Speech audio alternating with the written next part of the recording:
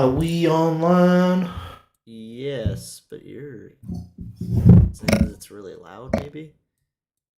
Did that last time. Oh, I mean I can hear me. So, That's hey everybody, just a little welcome bit. back There we go. to episode 20 of Chronicles of the Grand Nation: Silent War.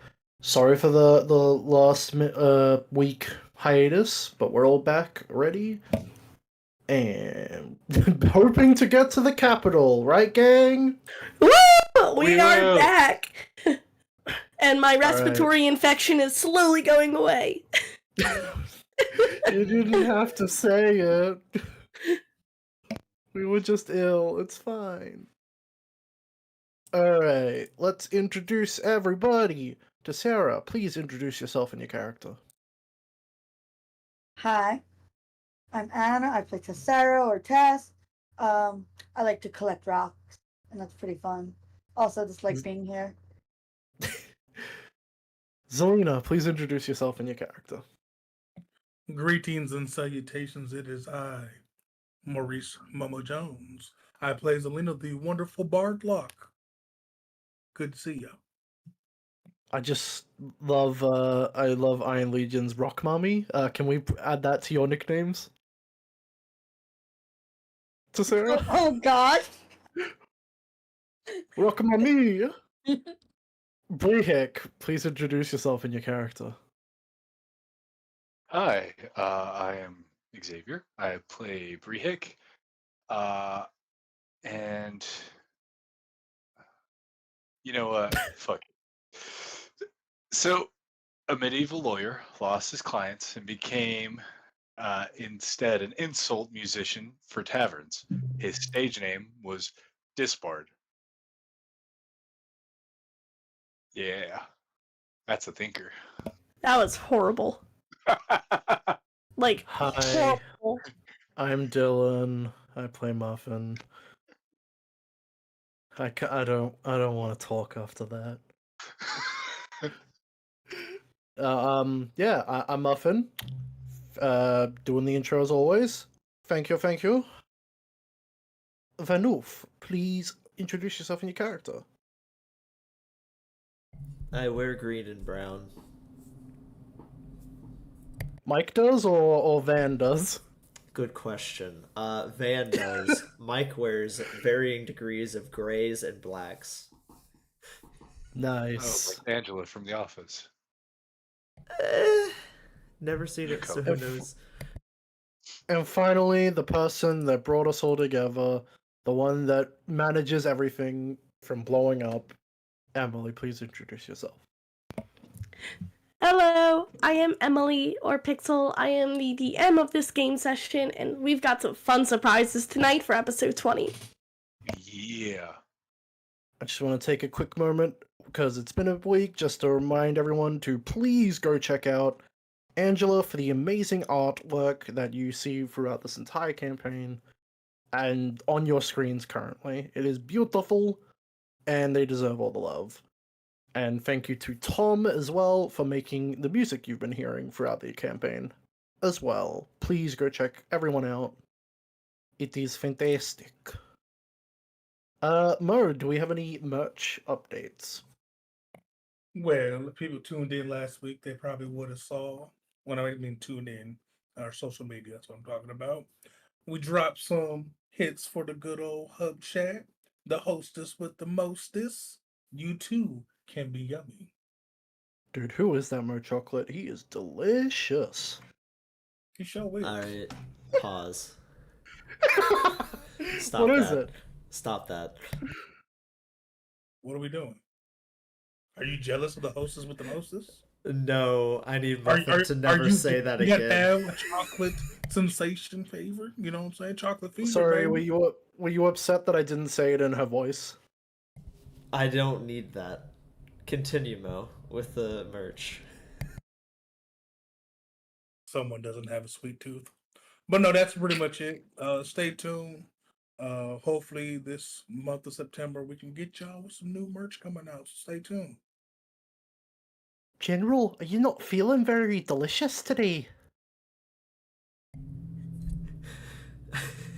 Do you want to be killed from 80 feet away, 160 feet away, whatever the fucking range of the bow is? The first The 150, and then Anna, save me with the social update.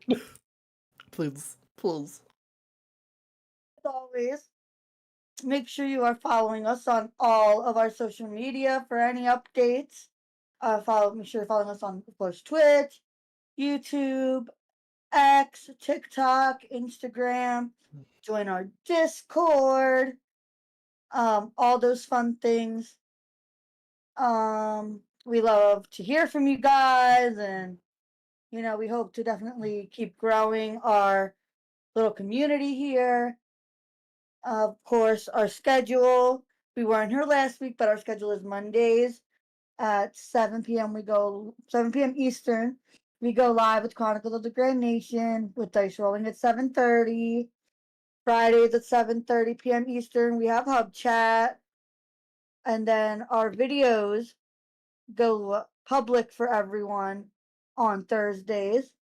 But if you support our Patreon, you can get those videos a day early on Wednesday. And that 4-episode prologue, you probably have heard too much about by now. Yeah. Thank you so much. And yeah, just a reminder to everyone, for hub chats, please submit questions through the Discord or what else is it for, Anna? Adding us on X or on Instagram can also get your question potentially answered. However, I definitely think the best way would be through Discord because we can more easily keep track of that right now. Awesome. Well, I mean, unless someone else has anything, I think we're ready to jump in, Emily. All right. For some funs and some laughs and some giggles, I put up a poll for anyone watching on whether or not they believe you're going to get to the Capitol tonight or if you're going to get distracted with roleplay. So we'll get to see what those results are shortly. But before we jump into the game, I do have a special announcement. So episode 20 is here. We are in episode 20. And I figured it had been a bit too long overdue. So I had gone ahead myself using a few tools at my disposal to create something very amazing for everyone. So if everyone could please direct their attention to Twitch and or YouTube. Mike, if you would do the honors, we'll be back in about 40 seconds.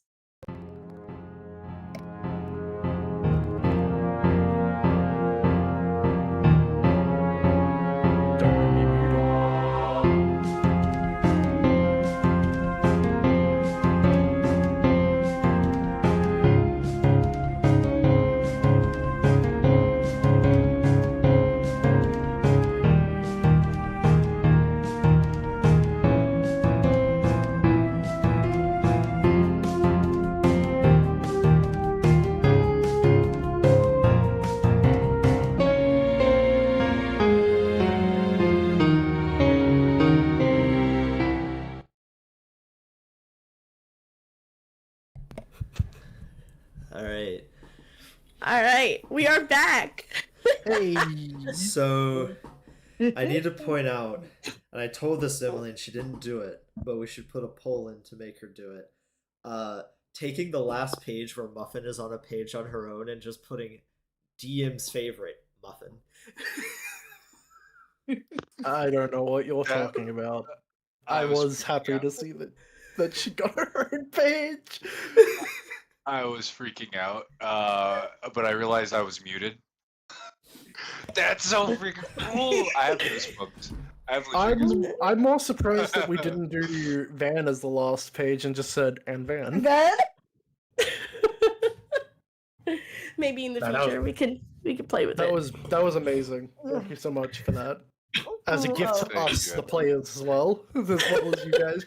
Yes, because none of you knew that was going to be coming at episode 20, so. Unfortunately, Woo! I did, because I had to be the one to switch it over, so I will. I didn't tell you till today. You didn't tell me till today. Well, no, it was before. Well, yesterday, technically. Yeah, you showed me the pre-stuff before you actually finished it. It was beautiful either way. All right. So, that being said, let's jump into it with Chronicles of the Grand Nation, The Silent War. As we last left off you were not actually in that city. Hold on. You were in Pomega. That's where it is. You are not. You have not gone to that city yet. Pomega. Yeah. Just having encountered a pretty solemn sight with all of this is very happy music for the recap. You had attended a halfling wedding in this relatively condensed halfling village. Both members of the wedding party were members of the Verdant Syndicate. The Verdant Syndicate having stopped in the town to celebrate this joyous occasion. However, that joyous occasion ended in tragedy the following morning, as several hours passed before the party discovered that Braun was indeed missing and had never returned the night prior. Upon investigation, they saw the corpses of the bridal party, along with several other innocent townsfolk, at the hands of a paladin of some sorts. Very suspicious paladin with long red hair and a ominous eye patch. Before this figure had disappeared into the brush, the party had made an agreement with the Verdant Syndicate to travel to the capital together, now that this problem seems to be escalating quite a bit. We could have taken him. Right, gang? No. Sure. Sure. If he had third level spells of counterspell as a paladin, then that means he's way above that level. Yeah. That we would have been fine. I mean, if he didn't have a hostage and a bunch of traps in front of him, Minor cuts and bruises. maybe. Nah. Anyways, so we're in town. We're waiting on. You were what's their preparing to face? leave. Yeah, didn't we go around to like? No, we already did the shops, didn't we? So what time of day is it? You didn't realize Braun was missing till about, midday. Yeah. And then we dealt with that, and now we're waiting for them to get back. Are we just gonna be here another night? Not necessarily. You were planning to leave. The Verdant Syndicate just wanted to essentially get a few affairs in order, and they were planning to meet you by the town gate to leave, was what you had told them. Well, we were also going to possibly investigate the Lord because they want to kill him. Well, they said some crazy crap about the Lord, and I think actually, let me look at my notes real quick. Didn't we talk to him? No. No, not yet. We wanted to go I mean, talk we to him. did, but not in depth that we were going to. Yeah. Yeah. We only Gotcha. talked to him when we got the Bengals. They wanted us to go see if he was connected to the guy that killed their friend, right? That's what they were hinting Pretty much. We didn't want to talk. at. Yep. Let's go do it. All right. You go and approach Lord Tully's estate. And if I remember correctly, that was number 7. So, you go, it is a pretty grand estate with very fine quality stone walls with a simple thatched roof, despite the intricacy of the walls. Very ornate windows, beautiful double bay doors, and as you go and I am assuming knocking, unless you're trying to barge in. Van so- and I are carrying Bron currently, so Yeah. I look to Van.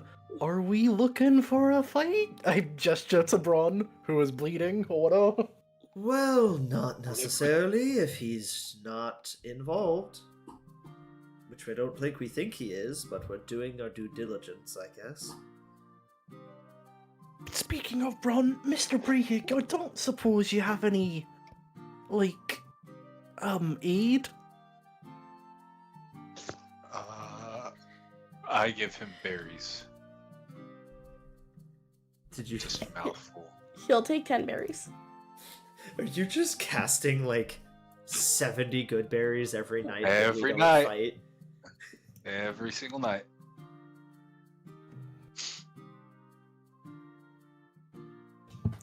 So hopefully So- Bron's able to at least stand on his own feet for a bit. Yeah, no, he can support himself. He's just a bit roughed up.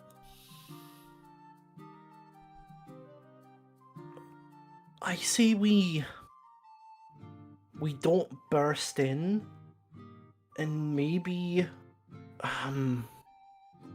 Captain, you're good at talking. Maybe you could somehow, if he is saying the wrong things, maybe you can catch him in a lie. Well, I'm more gift the jab, not really listening in with ears to see if someone's lying. Well, I'll Or maybe you're I'll definitely be watching him to see if he's lying.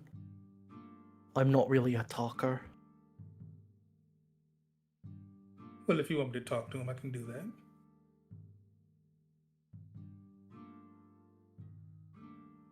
So I guess me and you, General, will be sort of watching him. Just to That's see if he lies. probably should be what goes on here. As we're dealing with him, I don't think we should ask the questions, but we can. And sorry for this, Braun. You're about to be something called a shock value. Oh, God. As I'm assuming we go inside. Do you knock Well, or do you does- just walk in? Oh, yeah, fucking knock, duh. That's what I was waiting for. Okay, so if you knock, a servant does come to the door, and they would give all of you a very like deep curtsy, and they would motion you inside, and they would say, Tully just returned. Actually, are you looking for him at the moment? Well, yes, we are. We'd like to have a word with him. Oh, sure, no problem. And then her gaze sort of like double takes and lingers on poor Braun, who is just very messed up. And she's like, "Oh, come in. You know what? We might have some tea available. Some herbal tea to help with some of that. Are you okay? Looks like you got into a scrap." As she is leading you to like a sitting room inside.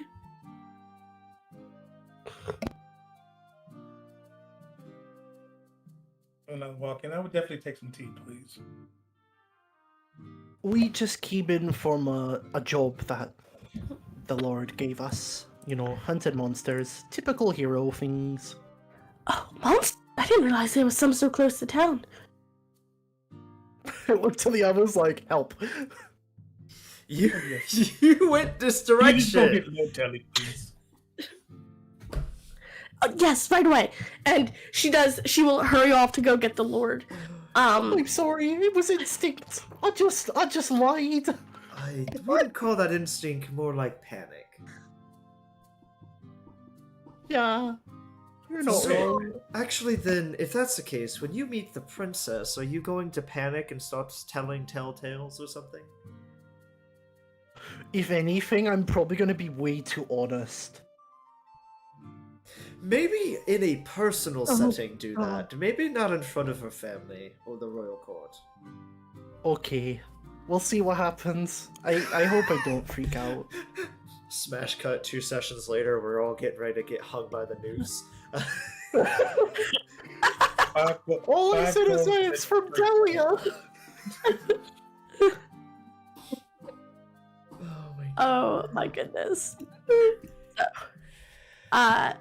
after it doesn't take long, maybe you're sitting there maybe for like 4 or 5 minutes before the Lord very hurriedly makes his way in.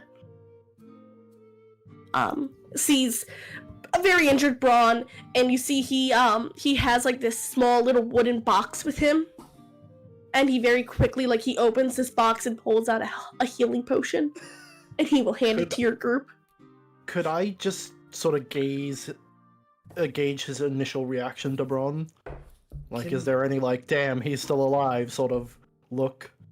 Can we just You can roll insight. can we just pocket the healing potion and I cast Cure Wounds on him? Absolutely.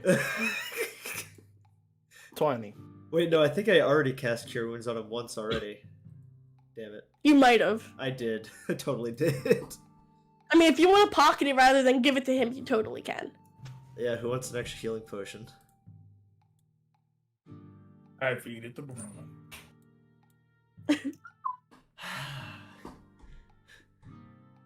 God damn it. As Braun will take it, gives a grateful nod to the Lord, and he's like, I thought that you were in some sort of fight and that there were monsters outside of the town. I believe you have a little bit to catch me up on. Are you all right? Okay, Lord Teletubby, please relax. Okay. Did you just call it Lord Teletubby? I sure did. Yeah, fucking Lord Teletubby. Oh god, no, please don't make that a thing. Oh no. God. The Teletubbies are my favorite D&D play. What? Someone should make that a D&D monster for like a one shot. It's just the Teletubbies. Brutal. And then when they all die, there's like the final boss, and you see the Dark Souls like boss meter, and then the sun with the baby face comes down. No. Oh, Don't worry, Emily. I hate that so much. Anyways. Continue. but yes, well, you see, outskirts into the forest, we came across a scene of booby traps and this crazy monster that had Bronbook tied up and some of the Verdant Syndicate trapped and murdered. He kind of narrows his eyes a bit, and he says the Verdant Syndicate was involved. And he kind of curses, and he's like, you see him like, this sudden immense anger sort of hits the Lord as he takes a fist and he kind of like slams it into the chair, like the arm of the chair he's sitting in. And he says, I never should have let those wretches into this city. Well, no, they actually died. Most of them. That's how they were involved. This monster slaughtered the wedding party and had the rest of them, including Braun, as hostages. I see. Hold on. They were killed. What killed them? Well, you see, and I cast minor illusion What of is the this monster guy? that we fought. This Victor Sylvanas. Was he a part? And I will show this picture for those who forget what he looked like. He says, Did my 20 gauge anything, by the by? oh, I didn't even look. I'm so sorry. No, he looks genuinely concerned for Braun's well-being. You don't get the sense he had any prior notion that this man was going to get hurt. For the sake of brevity, just know that Finn is watching him the entire conversation to see if she catches anything. Oh, yeah. But Lord totally kind of looks at the image. He says, he doesn't look like a Verdant Syndicate member. Of course he's not. He's actually part of a group of, well, we've ran into two of his associates beforehand. They're very dangerous, very strong, and they're heading to the capital to do who knows what, so we need all the support we can get dealing with these folks. Also to note, they were the same individuals that attacked the towns on our way here that your friend informed you of. Same Oh, group. he's a part of that group. Yes. Oh, what business would they have with the Verdant Syndicate? Are they working together, allies, or... They I mean, if had you slaughtered them, I something- couldn't imagine they'd work together. They had something they wanted. That's about probably all you're gonna get. Looks back to his sister. Well, Like- if they had something he wanted, still letting them into this city was a mistake. One I don't intend to repeat. Well, and why is that? Do you hate the Verdant Syndicate? Do you wish all death upon them?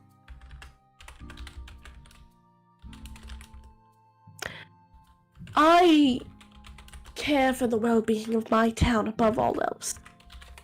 The Verdant Syndicate is nothing but a liability, if anything, and frankly, I would like to see their kind exterminated. But, and he puts a hand up, I am anything if not fair, and I do believe in second chances. I was aware that Miss Rosie was a part of the Syndicate, but she had done this town good, and I was more than willing to turn a blind eye while she invited some former associates, as long as they didn't cause trouble to the town. Obviously, they did not honor that agreement. Well, actually, they did.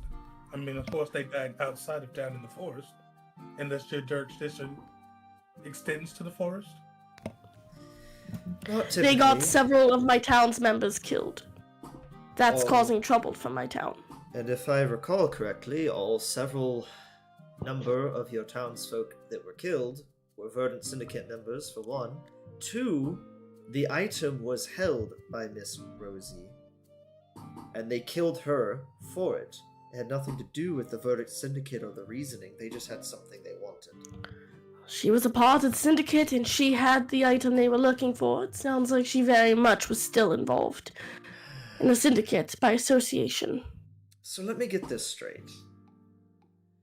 If some crazy individual took you out into the woods and, I don't know, killed you or a member of your family or whatever, would you still hold this same level of, well, they caused danger to the town by being involved? If it was anybody else but them, would you say the same thing? Anyone else but them wouldn't be lying eco-terrorists who have gone and murdered my cousin. So no, I do not have a soft spot, as you will, for them. Rosie's your cousin. What did your cousin do? No, Rosie was not my cousin. My cousin was the next lord over in Windbrook. And they killed him how? Murder. And you know this for a fact?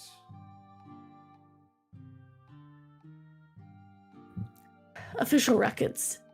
It was undetermined. However, I choose to believe otherwise. Oh, that's unfortunate, because so far, their number of kills, and I look at Brihik, from my memory, is a lot smaller than you think it would be, given their circumstances. So I highly doubt they killed your cousin. But I guess you're allowed to believe whatever you want to believe, and I doubt they're going to come back to this town unless you cause problems for them. I tolerate them being in my town. That's more than enough grace than many other lords will give them. But I'm sorry to say that your friend got injured in my town. That's not something that I like to hear about. If there's anything I can do to help. Well, actually, it means it's your fault that a friend got hurt. You are reliable for being the mayor of the town, right? In a manner of speaking, yes, I did allow them to enter my town, and that responsibility does fall on me. So all those murders are your fault, too, as they were amongst your townsfolk. Or they were visiting your town, and you should have looked out for them. Though I am not the murderer, I do lay claim to some of that blame.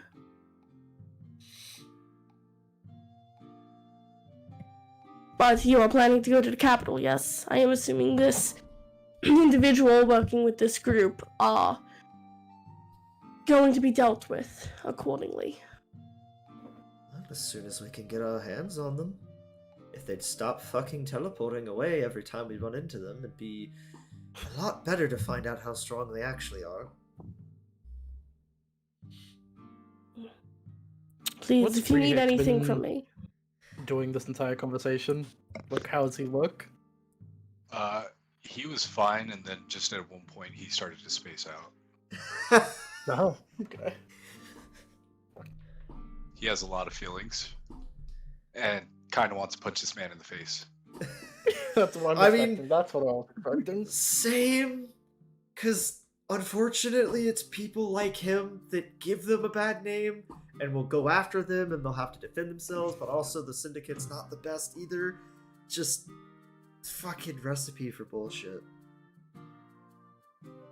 I can't believe he's friends with that one lady. Who was super nice? Yeah. It's okay. We'll just remove him from power by asking the Emperor.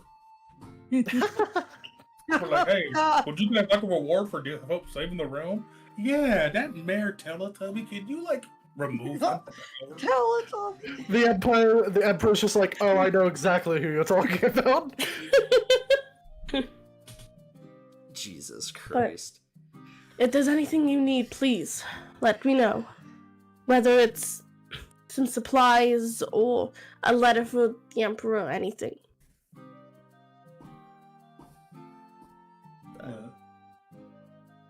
What? A letter for the Emperor would actually be about a lot, actually. I mean, The more the better. I was gonna ask what the letter does, since we already have Braun here. I wouldn't be opposed. I look at my sister like, do you know what the letter does? Well, it helps kind of solidify our claims, brother. Even though we do have Braun here as well. You know, having more eyes or witnesses, technically, helps us out. You are correct. I will, if you give me but a few moments, I'll draft up a statement for the Emperor. I do appreciate it. And you watch as he takes a stand. The maid comes back with like a tray of tea like she had promised. And he would slip away to go write that statement for you. I will sip my tea while waiting. Did I catch anything during that entire conversation? Just anything that... I mean, going off of your 20, like, this man doesn't like the Verdant Syndicate. And you can tell he's one of those, you know, he has a deep love and he seems to really care for his town and its people. But he definitely has a very hard prejudice against the Syndicate. However, he doesn't seem hostile or like he has any ill intent towards your group because your group's not affiliated with them. That he knows of. That he knows of.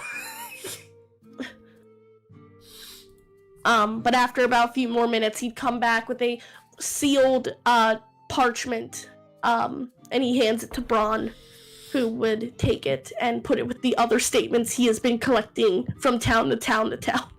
Like, you probably haven't realized, he has collected a lot of statements. Like, probably about, like, 6 or 7 scrolls, and he opens his bag and just adds it to the growing pile of witness statements in relation to this group. I just whistle. Like, that's a lot.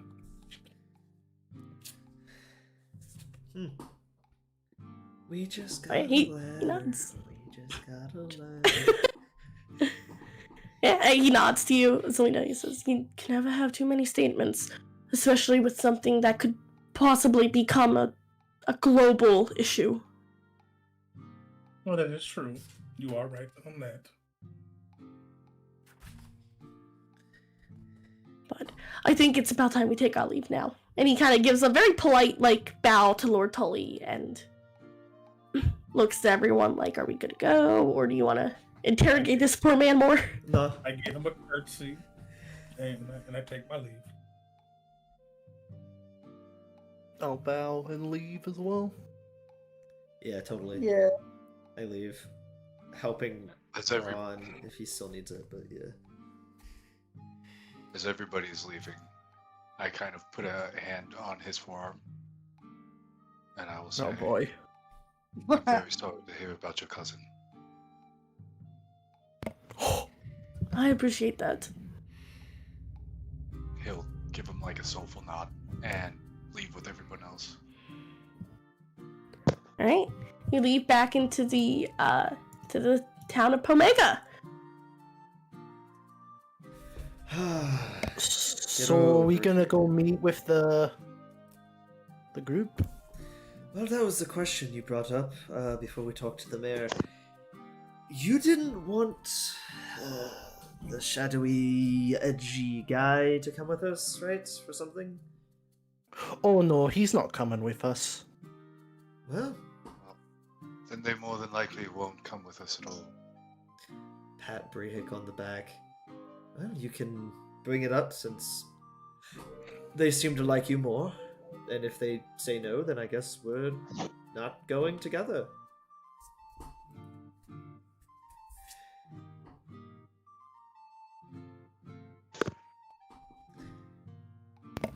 All right. Do you make your way towards the exit of the town? Yes, I head back to my cart that I had all prepped to go. You go back to the cart, and you would find all 3 of the syndicate members waiting by the cart, bags packed. There seems to be a very heavy silence between the 3 of them, as if they might have had an argument while you were not there. I just whisper to Zelina, one misstep from him, and I'm punching him. Nan, you don't have to punch. Let me deal with it first. All right, and I will give you the code word to punch him. Okay.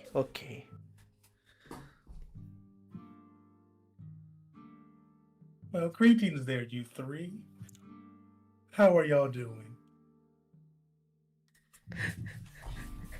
Ivy goes to give, like, a wave, tries to give a smile to, like, ease the tensions. Mr. Bronwick, will say, if your meeting's over, are you planning to leave now? I Well, will kind of. Sorry, But go ahead, Ribbit. I'll kind of like give a nod to everybody and tell them we'll meet you in the cart.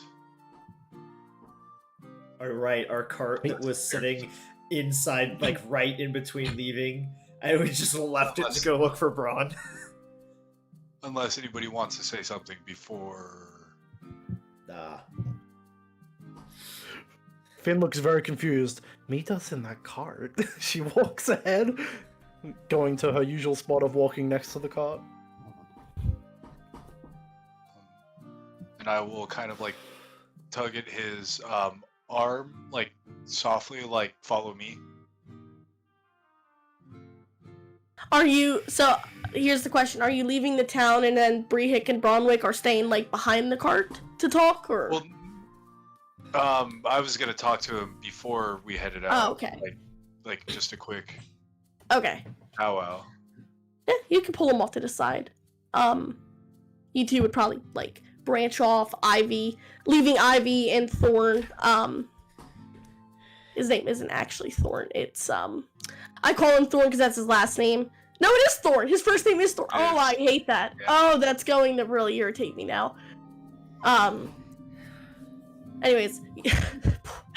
Oh, I hate that. Thorn and, Ivy would be still sitting at the cart. Ivy would call dibs on the seat next to Van. I mean, She makes a Sorry, big show that's about already it. taken by That's already taken by Dressel. as Van is somebody who typically walks on the outside of the cart, I will sit there for a little bit. Yeah, I know, bud. We're the outside walkers. Yeah, well, because I go get food for everybody and shit, but like, yeah. Makes a big deal about it, huh? Yeah.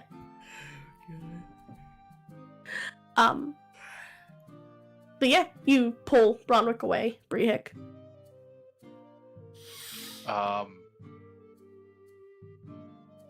So as we're walking, I will say, so we spoke to the mayor. I genuinely don't believe that he had any hand in what happened, though he does not seem to like you, but not at all. Hatred is not a Tisks. crime. He tisks and he says, yeah, you would think that.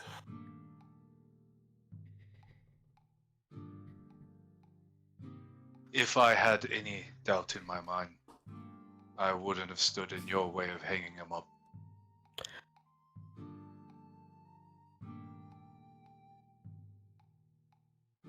You say that, though I find it hard to believe that you would. Just step aside.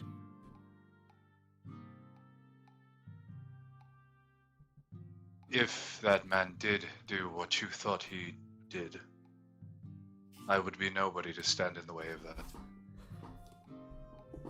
Personal feelings aside.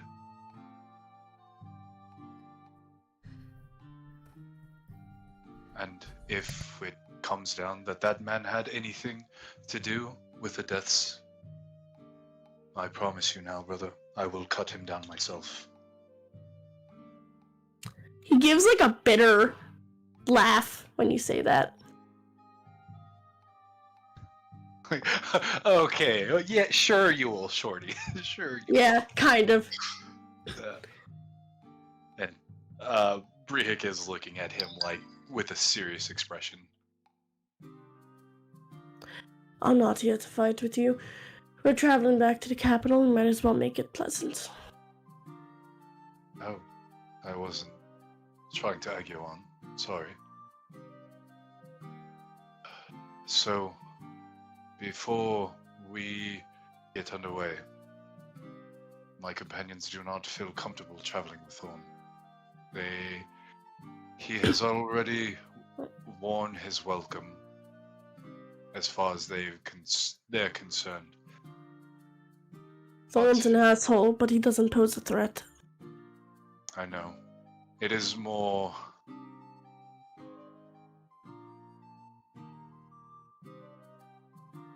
worry of him returning back to your syndicate with a broken jaw that they are concerned about.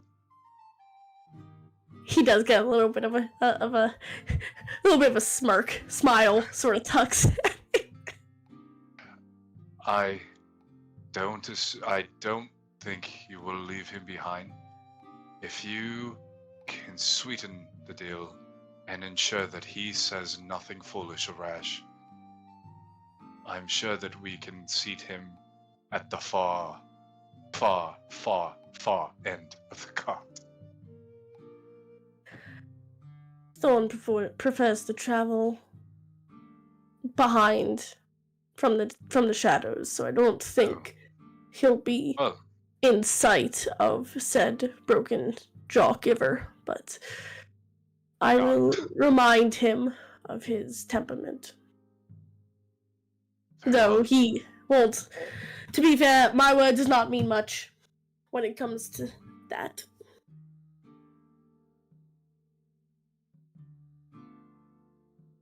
Well, I have already made a promise to my friend Muffin that I intend to keep. We'll see how long that promise lasts.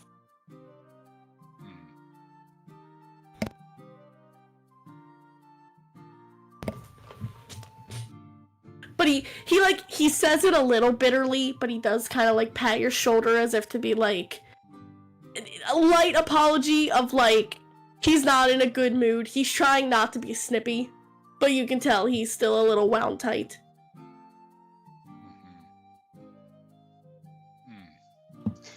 And I head back to the cart, motherfucker.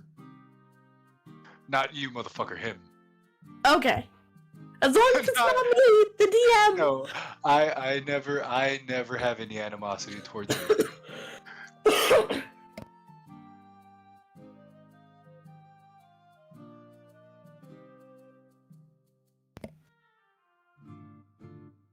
Yippee. What now? I head back to the cart. I think she's dying. Oh, I don't hear her, but Emily, hit your door if you're dying.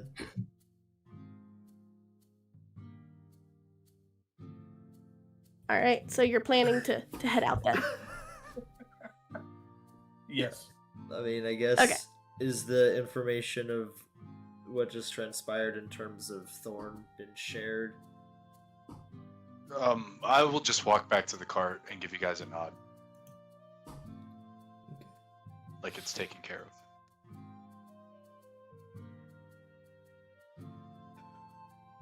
Do we know how many days it the capital is away? I will let you know in a moment. We got like 13 days left. I'm just making up a number. Turn order. Oh no. Oh, Takes a no. turn order to get to the capital. 4 days. days. Well, we better Four. hope that the Nothing Empress's happens. birthday Said is not in 4 4. days. Better hope nothing happens those 4 days. Yo. Oh, don't say Yeah. that. God damn it. Why? Why would you go off and say The that? poll's been made, everyone. We'll see who's right in the chat. Don't jinx. It's Oh, 8:18.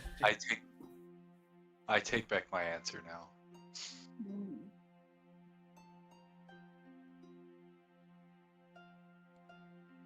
All right. So you spend the rest of the day traveling. I forgot about this. Oh, I forgot you added text to this map, and that makes it worse. Towards the end of your first day, as you start traveling, Thorn does indeed travel in the back, pretty well hidden into the shadows. I forgot about the NPC log that made me ugly laugh.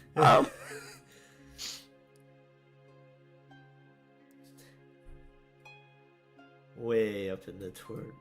Okay. Damn it, Finn. Because you're on the bed, Ivy can't be on the bed. Oh, don't worry. Oh. Finn's gonna be doing something. Uh-oh.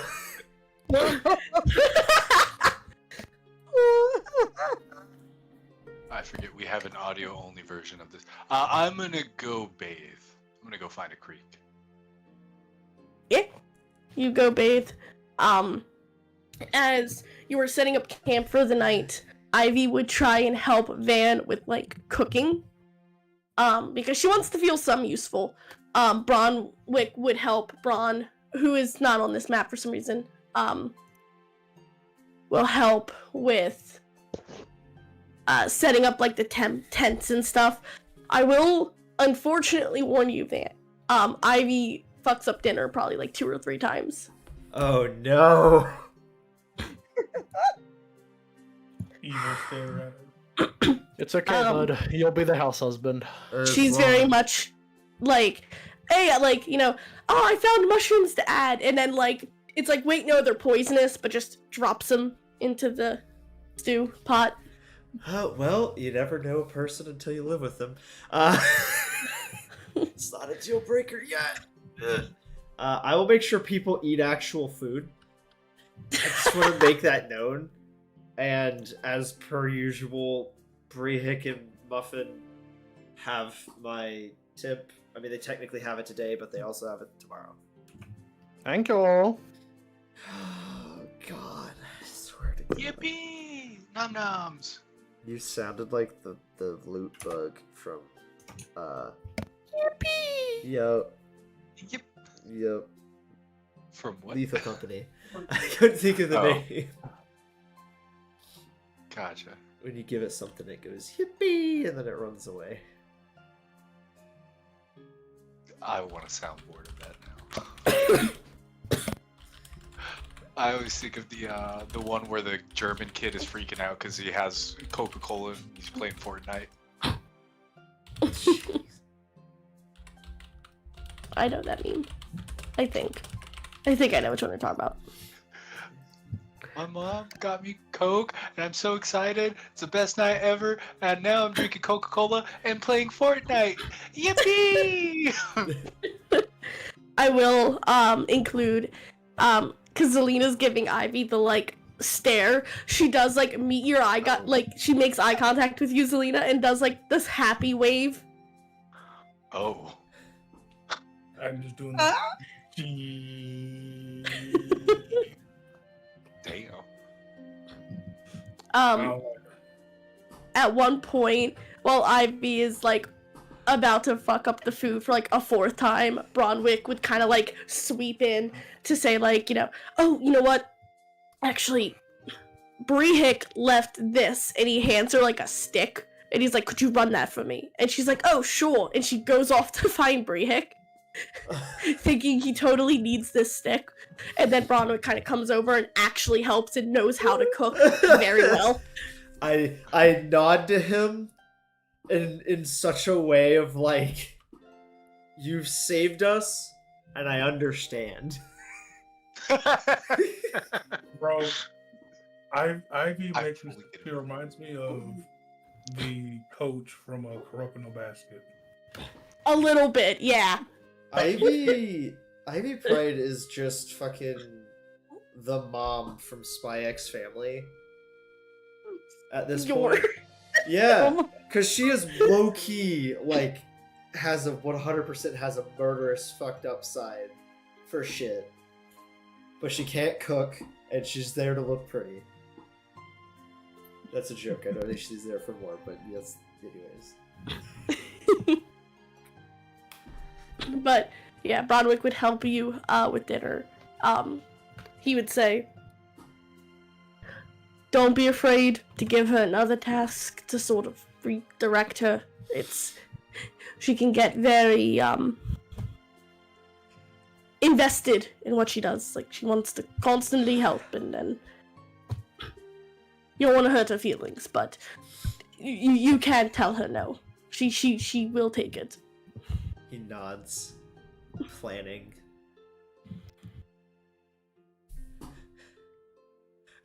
Just nods, wife. planning. This information is very useful. Finn, what are you doing? I'm just gonna have her brush Oh. Drizzle every time she fucking comes up to help me cook. Finn approaches her bedroll in hand, and like her makeshift symbol that she made, she'll look at him and do like that like nose up stare. Yeah, you This is see, my spot. oh my god. What did you just say? This is my spot. Middle of the woods, several feet away from camp. Yeah. She always goes here. He, like, was in the middle of putting out his bedroll, and he kind of stops, and he gives you this side eye.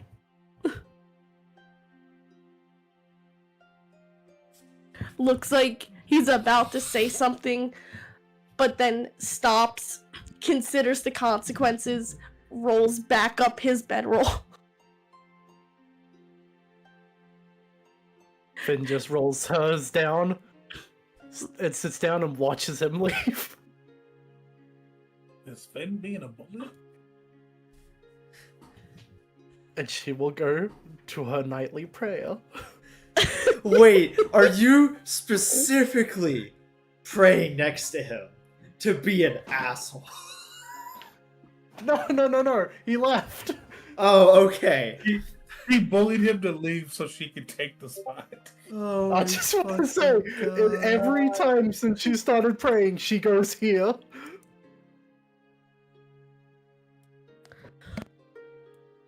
Oh my god. I just find You that call funny. me a bully all you want. This bastard was like willing to let Bron die. Just want to remind you of that. No, I know, but you can still be a bully. You would also see at some point, like while everyone's eating and at night, Braun would take part of that meal and would actually go walk it out into the middle of the forest to go give a portion to Thorn. Too nice. I gotta make amends. Even though he's a thorn in his side. Ah! Why? Just terrible. I'll be here all week. Oh no. But is there anything anyone would like to do tonight? Yes. Yes. Tree. I pulled out the little glowing fuzz ball that's been in my hair, Mm-hmm. and I just look at it and slowly try to caress it. and just watch it. Yeah, I mean, it's still a simple little glowing speck, but you get the feeling when you're like petting it. It sort of like hums with energy, very reminiscent of the Feywilds. You could assume it might enjoy the attention. Mm-hmm. I give it all the love and attention in the world.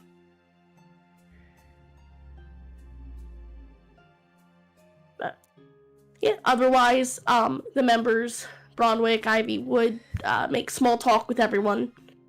Braun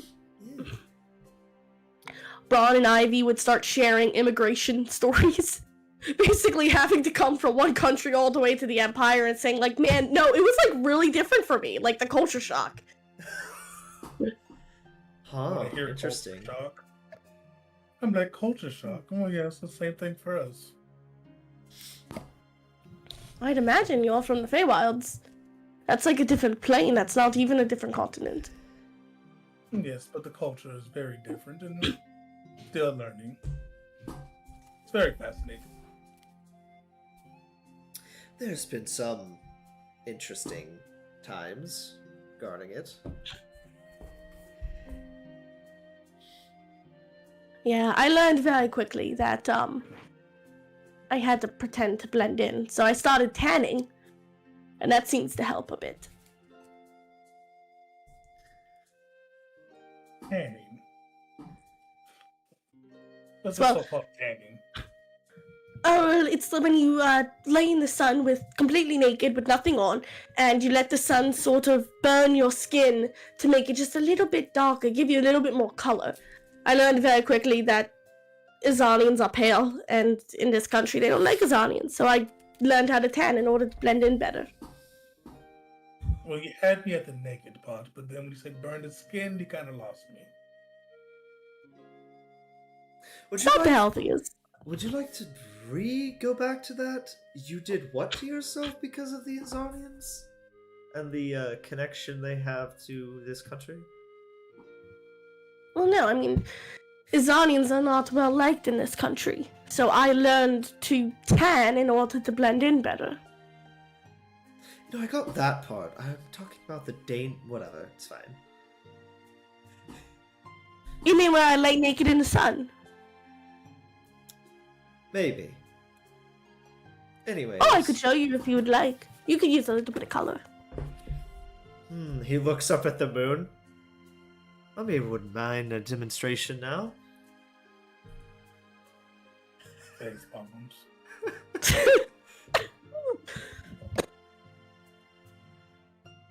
I had a cough, I started laughing. You know, Brehik used to be really good at moonbathing. Still am, goddammit. Interesting. What other things was he good at before we met him? Oh, yes, right. Story time. God Oh damn my it. god. Emily, don't you fucking dare. And Finn, you're welcome to come back anytime you want, by the way. Yeah, absolutely. She is. Story time. They're like, oh no, we're listening to this. You're bathing in a Oh, creek, well- Brehik. No, you're all back. This is like after dinner. If She's like, this is going on, then I'm going to be. You don't want to be in your corner? You go to try to leave, and Bronwick stops you. He like picks you up, like under the armpits. I will turn into a porcupine, unhand me. Gosh. He sits you on the NPC log. I do not look happy about this at all. Ivy like taps her chin. She's like, well, I only knew him for a little bit. I only really met him when he was, you know, still going out of his teenager phase. But Bronwick knew him since they were like in diapers. You don't say. Well, yes, they're brothers, is what we were told. Bronwick nods. He's like, Bronwick nods. He says his family were accountants, mine were lawyers. It was sort of like a they were both very boring people.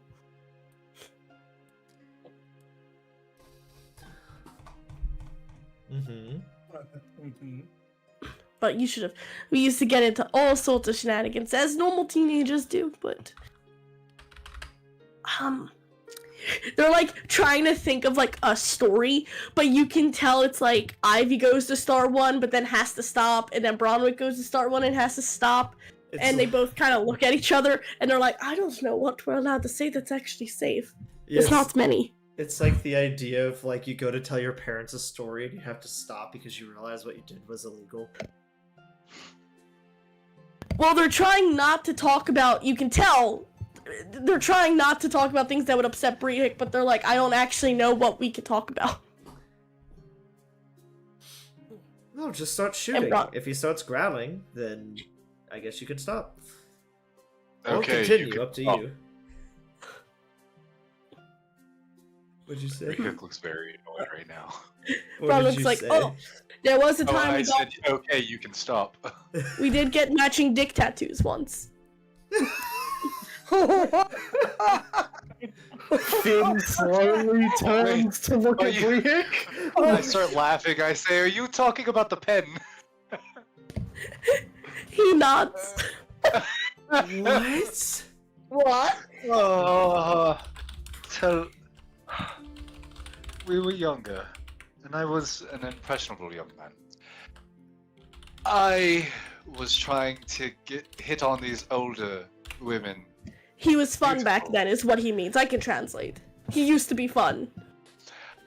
Oh, It was fun can irresponsible, and I was 10, and you were 8. Wait, hold on. Wait, You got a tattoo when you were 10 on your genitals? no, What? it was with pen. We drew tattoos on our Oh. genitalia because With I a look at him quill. like, do you want to? I look at him like, do you want to say? He wanted to get laid with some older women, so he thought if we drew tattoos on our dicks, that it would appeal to them while we were 10? hanging out in the hot springs. Yes. You wanted to get... How old were these women, Brehik, when you were 10? They were 16, mothers. They I were like believe. mid-30s. What Oh, did you expect to happen? Well, I mean, you're a Well, man I after was my own go- heart, but even then, there's I a was limit. I was getting far until we got caught. How did you get caught with your pants around your ankles with a quill in your hand? No, we were naked and we got caught because we had hopped the fence, because, you know, no one can afford the fucking hot springs, so crazy expensive. gods, Oh, is that why you had the weird talk about the hot springs? God. That was our favorite place, though. It was Muffin's good gonna times. turn to look at Van. Is this what typical little boys do? No, No. not at all. No, Okay. yeah, Broderick's like, nah, it's not. Okay. Again, I was a very restless young man. Troubled, sounds like. Not really. I mean, I had a good family, roof over my head, a full belly every night, more than most people had. I was just angry for a good portion of the world, and restless and bored for the other portion. And He makes those could quotation be- marks when you say bored. Well, there's a lot of ways to be entertained, but Well, that's where the angry part comes in. well, to step away from that, what sounds like a traumatic experience. Were you like the Oh, we lead- had a lot more traumatic experiences.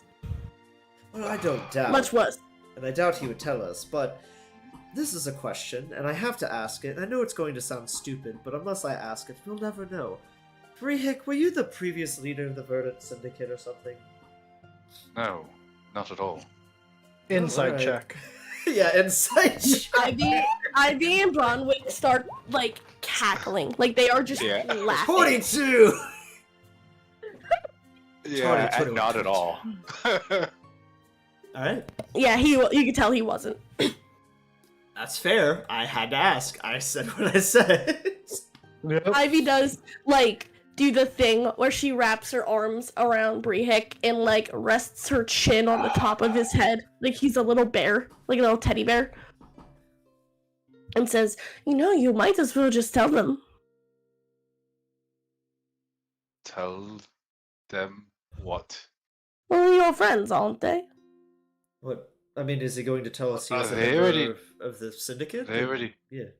Yes, they already knew that I was an associate of the Verdant Syndicate. I do air quotations when you say associate. Like, we've never once believed you were an associate. She's gonna whisper in your ear. From an outside, it looks a little seductive, but you kind of know, Ivy, that it's not. Yeah, she's just a natural flirt. Mm-hmm. But like, look here, Brick. We can do this the easy way or the hard way. You look pull at out a her. pin.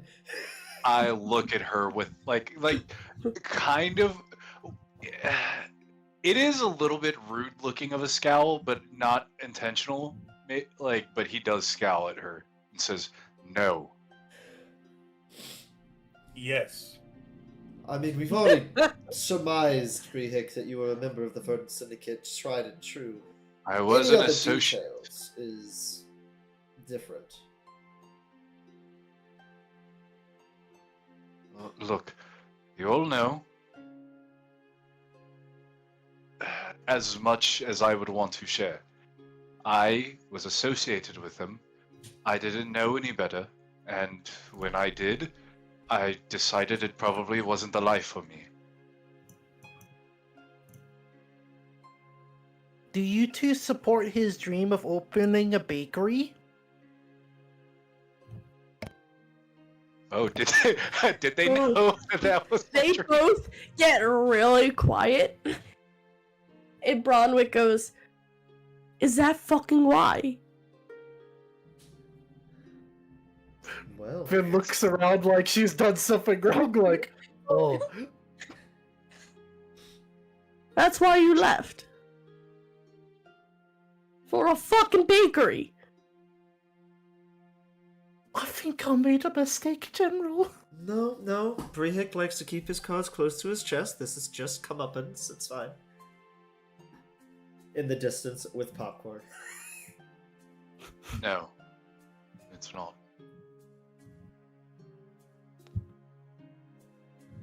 But that's what you want to do now. It was, or is, I don't know. I just want a quiet life, and I'm good at baking. Wait, if you want a quiet Also wife, why good. are you running around with us? Because you need money for that sort of thing. Money. Depending on where you're at. You're also good at adventuring and beating the shit out of people who deserve it. I don't like to hurt people. Whether... I don't know. Just because you're good at something doesn't mean it's always your calling. I beg to differ. It really I'm very depends. good at music Well- and my calling. Well, it really depends, because if you're really good at, like, murdering people, then it probably shouldn't be your calling, I think is what he's meaning.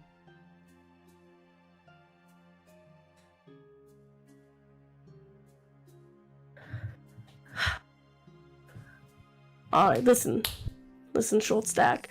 I don't give a shit what you actually want to do with your life. If you thought getting jumped out was going to be the answer to opening some, I don't know, half-assed pastry place, I'm not going to stand in your way and say no.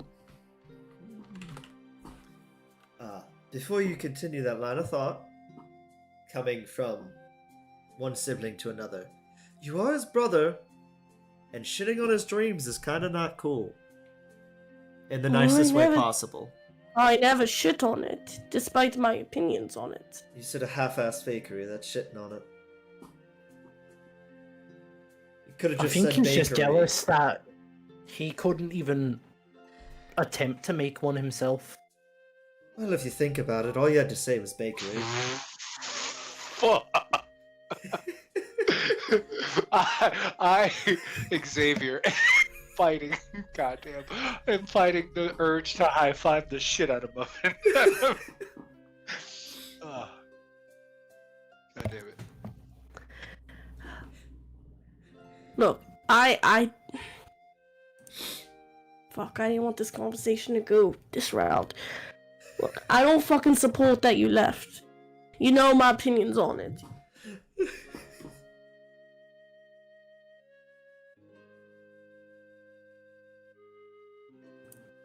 But I want you being happy, so whatever that looks like, I hope you find it.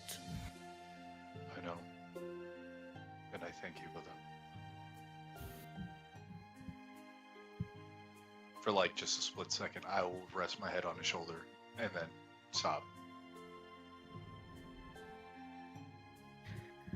Can we talk and embarrass someone other than Brehik now? Oh, are we doing embarrassing stories? Embarrassing? No. Oh, I can't speak, I'm sorry. It's just... No. Braun goes to lighten the mood, and he's like, I stabbed the Emperor when I was 13. What? What? Is Ah. this Fucking why embarrassing. he let you join? Oh. This story. Hold on. Linda gets up and gets real close, like, hold on. I need all the juicy details. He kind of like chuckles a bit. He says, oh, I was a kid in Kenya, and the Emperor went in disguise as a commoner to try and enjoy a vacation with his family. And I wasn't aware of who he was, and he took fruit from a local fruit stand without paying. And I, of course, having no knowledge of who this man was, thought he was stealing, so I ran up and I stabbed him. In the shin. I mean, he was stealing, to be honest. Oh, he paid in advance. The entire town was paid off. Oh, never mind. Correction, he didn't steal.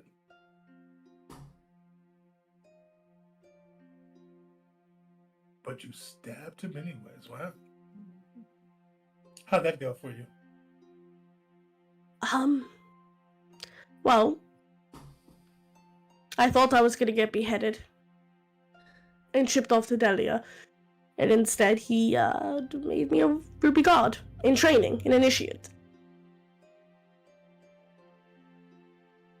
Oh. Stab the Emperor, get promoted to Ruby God. Wow. Pretty much. I'll never forget what he said. He said,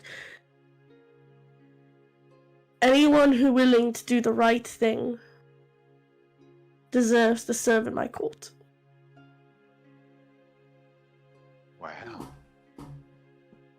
Now, when you say serve in his court, does that also extend to his family members? Well, of course.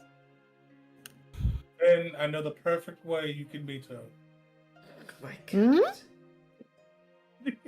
Please do not stab the Emperor. This is funny, embarrassing stories. This is not meant to be a No, demonstration. I'm not gonna stab the Emperor.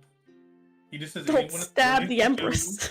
who's willing to do good things deserves to be in his court. So Faye just has to show she can do good things for the princess. That's how she can meet her. I can't think of many embarrassing stories about me, but there was this one time when a man came through my town. He was like real big and tough looking. I wanted to be just like him. He was bald, so I cut off all my hair. My parents weren't happy.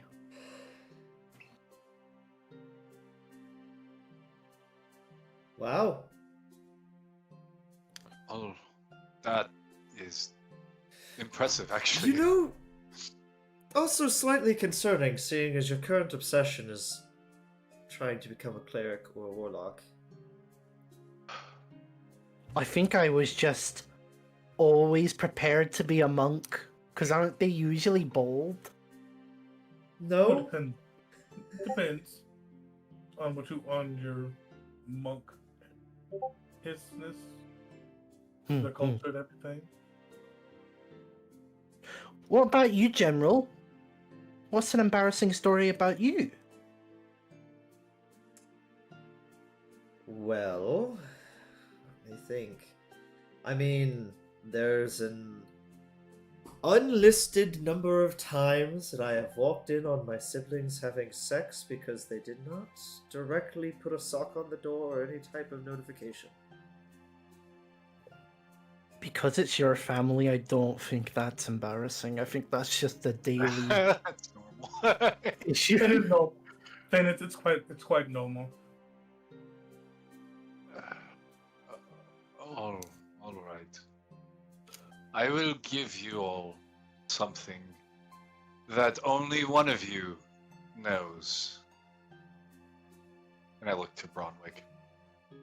And I look back to you guys. All right, do you know how I have told you that my closest friends called me Ree? Uh-huh. Mm-hmm. Bronwick. With a hand on my head. What is my nickname for my mother? What does she call me? Go on, Emily. If you don't remember, it's okay. Hold on. I got you. Emily's trying to look through all her notes. What exactly are you looking for? What my mom Oh. my mom calls me, yeah. Are you asking Bronwick? Yeah, I say, what is it? Oh that my yeah, mother- he smirks and he just goes, "I'm pretty sure she just called you a hickey." Mhm. I thought that you all would enjoy that one. A what? Her nickname for me is Hickey. Instead of Rehick, she just says Hickey. And a hickey, Muffin, is whenever you are getting passionate with somebody and they leave a mark from kissing you or something on your neck that is slightly bruised. Either from sucking on it, biting it, or whatever. For her, it is just an affectionate nickname. I see.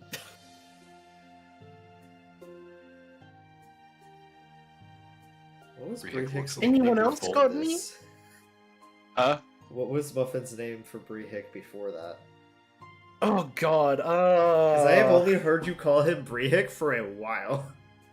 I've called him Mr. Brehick too much. It's hard to remember. I forget. See, I'm going through my old notes. Let's see. Oh, Chief. Oh, Damn, right. that's from a while.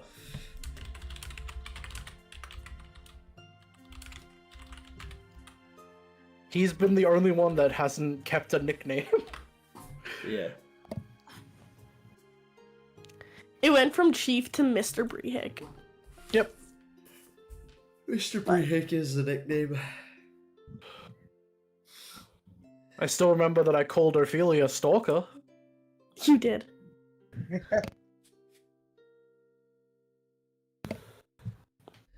If But you yeah, all prefer, I can go back to nicknames. I look to Bron.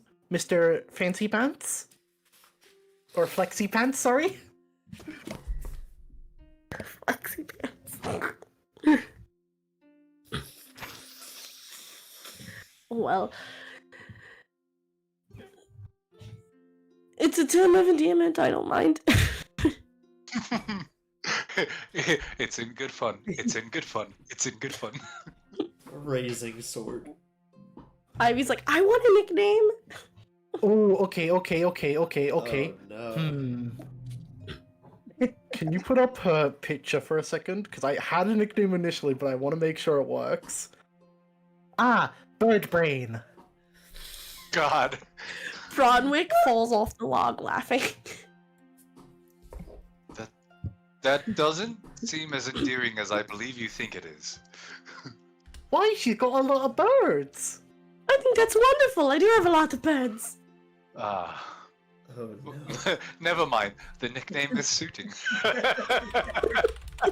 She's Cocoa Puffs. Go. Shit. That's funny. This Tab isn't bite my life, tummy man. hurt. What about Bronwick? What's his nickname? Give me a sec. I was half expecting you to immediately go green.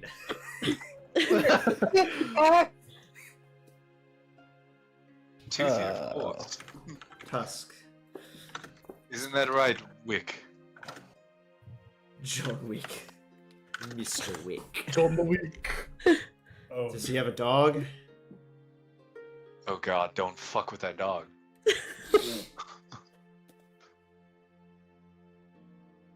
I'll figure it out. Don't worry. I'll get back. Yeah. She's in 4. Get back.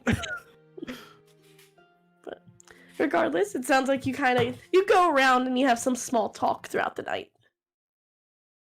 Yeah. And Alright. Oh. Sorry. go ahead. No, I was just gonna make a stupid joke. It's okay. You want to make your joke? Fast forward to the capital. Haha, we're here now. Yay! Clap, clap. Okay, that was really it. It What- wasn't. Is worth there it. anything else? Is there anything anyone else wants to do tonight? I'm good. Nothing until I- marriage. Want to bring Thorn a snack, and that's it. All right, you bring him a snack. All right. And you would spend the rest of the evening having small talk, laughing, joking. And from there, you would travel the next 2 days, pretty uninterrupted. If there's anything you would like to do over those 2 days. Long nature walks with Ivy Pride while I look for food, only to have her comb drizzle every time I cook. Sounds like a plan. Drizzle's gonna end up like Fenrir from fucking Campfire Cooking. I like to punch Finn every now and then. If we didn't know you were training to be a monk, that would be very questionable. That would be a very questionable move. But eventually, Looking you for get you get right outside the capital when you would come across what looks like a very impressive toll bridge. Oh no, We're so close. We don't have the money for the toll, y'all. we don't. What's Gotta head back to money? Omega. I look to Braun and I say, "No worries, we have an escort here.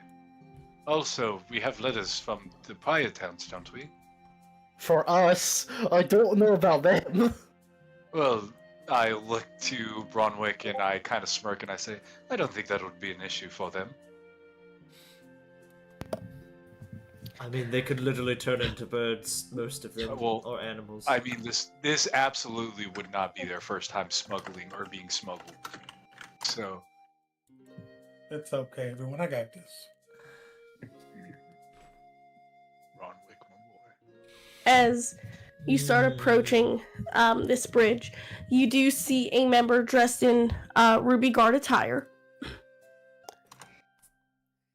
who seems to be waving in multiple carriages into the capital, would stop and approach, and he would hear him. He'd say, "Greetings, welcome.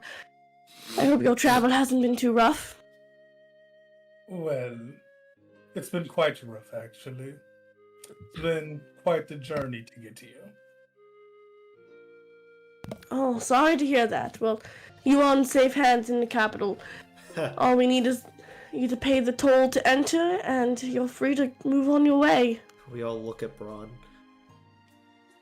Braun looks at you like, Well, what? I believe we have it's okay. I got this. I got this. Everyone. Wait, before you spend money, do members of the Ruby God who are guiding people who are going to talk to the Emperor have to pay, or is this an everyone thing? Like, do you have to pay when you get off work, kind of thing? Well, this is a toll bridge to the capital. Typically, yes, you pay to enter. You don't pay to leave. He avoided my Mr. question. Mr. God Captain, is there someone higher ranking than you that we could probably speak to? Because we actually do need to see the Emperor with both legs. Zelina's about to pull out the ultimate card. Karen. He's like, I mean, you're welcome to enter the capital and speak to the Emperor if you so wish. But we do need a toll. There is a price. It's 10 gold a head. I understand. Holy the toll. shit! This is Hello? post haste, as in we are the group La Familia, saved multiple towns from intimate danger, and quite frankly, the danger has already entered the capital. So we would like to please He talk looks. to the Emperor. As let you're him know what's talking, going his on. expression starts falling into more of this, like he looks very tired of the bullshit. This Can is I- a man who has probably heard this story like 4 or 5 times today alone. Okay. I'm like, I have Ron, an honest can I see question. the bag? 10 gold a head to get into the capital? That's fucking highway robbery. Oh, it's ridiculous. It Can is. I I know, insight him to know if, like, he's skimming off the top or any other bullshit? Because Braun isn't saying anything. You can roll an insight. This is I'll join in. ridiculous. 6! But I do ask Brian 9. the bag that has all our writs in it. Yeah, I mean, he does. Yeah. He kind of shows the bag, but Braun does. Braun looks like he's a little like 10 gold's fucking ridiculous, but he also does kind of like, no, there is technically a toll, and But it's he a 10 shows gold, bro. he shows the bag, and he'll kind of whisper to Zelina. He'll say, "I mean, it's really unavoidable. If you want, I can just pay for everyone." Well, no, we can pay once we're done with the Emperor, because time is of the essence. Well, The actually, 3 members that we know Just are already show him. probably set up here. And if Show he him doesn't the let us speak documents. to the Emperor, I'm going to smack him in the face. So let's show him the rates so we may go up. He's not gonna let us do from just the Zelina, lights. unfortunately, we're spending more time by not paying it and just going. We can Just ask show the us Emperor about documents. reimbursement, but it's... As you are debating, yeah. you would see some shadows appear overhead. Oh no. Kind of large, like large creatures. Uh-oh. Look up immediately. And you would see griffins flying above Oh. head. The eagles are here. Like, with riders or with... With riders. Okay. Ooh. Oh, shit. Sorry, what did I miss?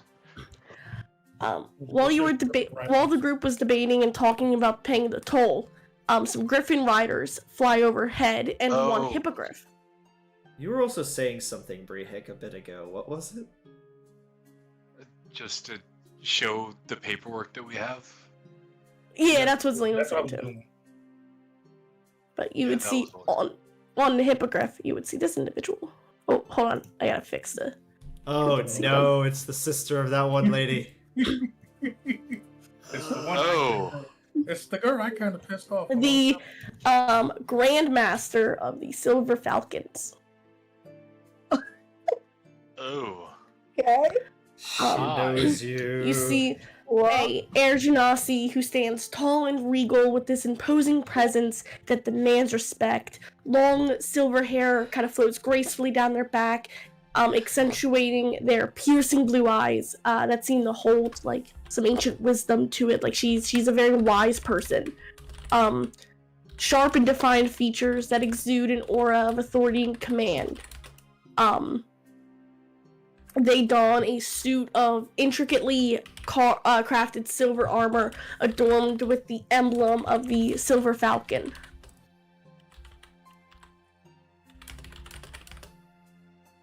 And you watch as they sort of descend onto the bridge. Huh. Right, we did send word ahead, didn't we? From the one town where we met the other Ruby guards? Yes. We've sent word ahead a few times. Yeah. And hearing the sound of her heels sort of click against the stone, you would hear this woman yell out, "At ease, Captain. They're here on invitation." And she holds up a missive.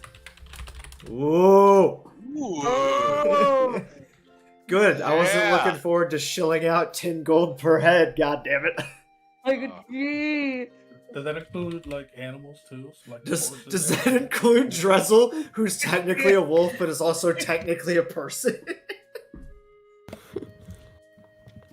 That's And- fucking gold. The captain kind of looks back over his shoulder, looks back. You hear him kind of whispering something. Those with a passive above like a 14 would probably hear it, so everyone but Tess It's fine.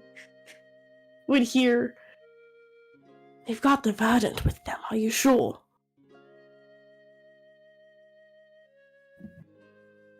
And not whispering, very, very, you get the feeling this woman doesn't know how to whisper. Like, she has no reason to whisper. She's like, "No, I'll say it to your face," kind of energy. Mm-hmm. Yeah. And she says, "They're Verdant, I'm Silver Falcon, you're Ruby God. I don't think it makes a fucking difference. Let them through."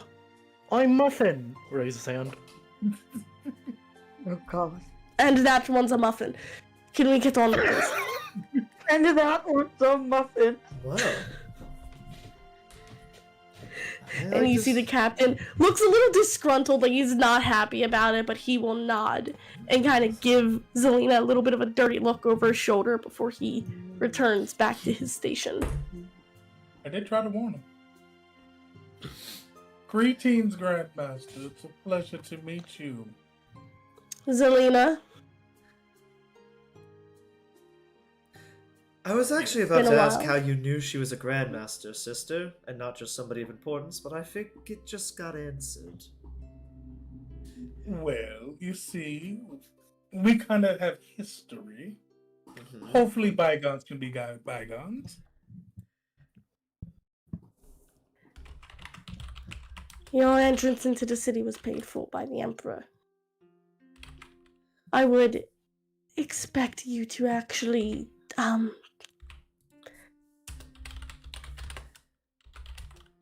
take your time getting ready before you enter. A lot of you smell like the forest. Nambi as I bade. I mean, I also bathe regularly, but when you're traveling on the road, it's unavoidable. Well, some I people won't do do like it. performance, but we will definitely bathe before we meet the Emperor. I do appreciate it. I smell like lilac and cocoa butter. Is that Brehik or was that Xavier? Because if that was Brehik, we're all gonna give you a look. That is you're about, Rick. Okay. Because I swear, if Brehik was sitting in the cart and just goes, "I smell like lilac and cocoa butter," I was gonna leave you here.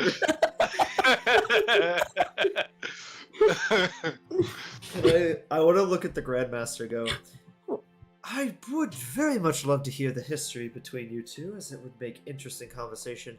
But would you happen to know about the other Cardinal in the capital, unless he's not there anymore?" I tend to avoid that name. Well, in order to avoid it, you have to know it's there, so I guess that's something. I will give you this one warning, and she kind of looks at Zelina when she says it, but she does address it to everyone. Do not cause trouble in the capital.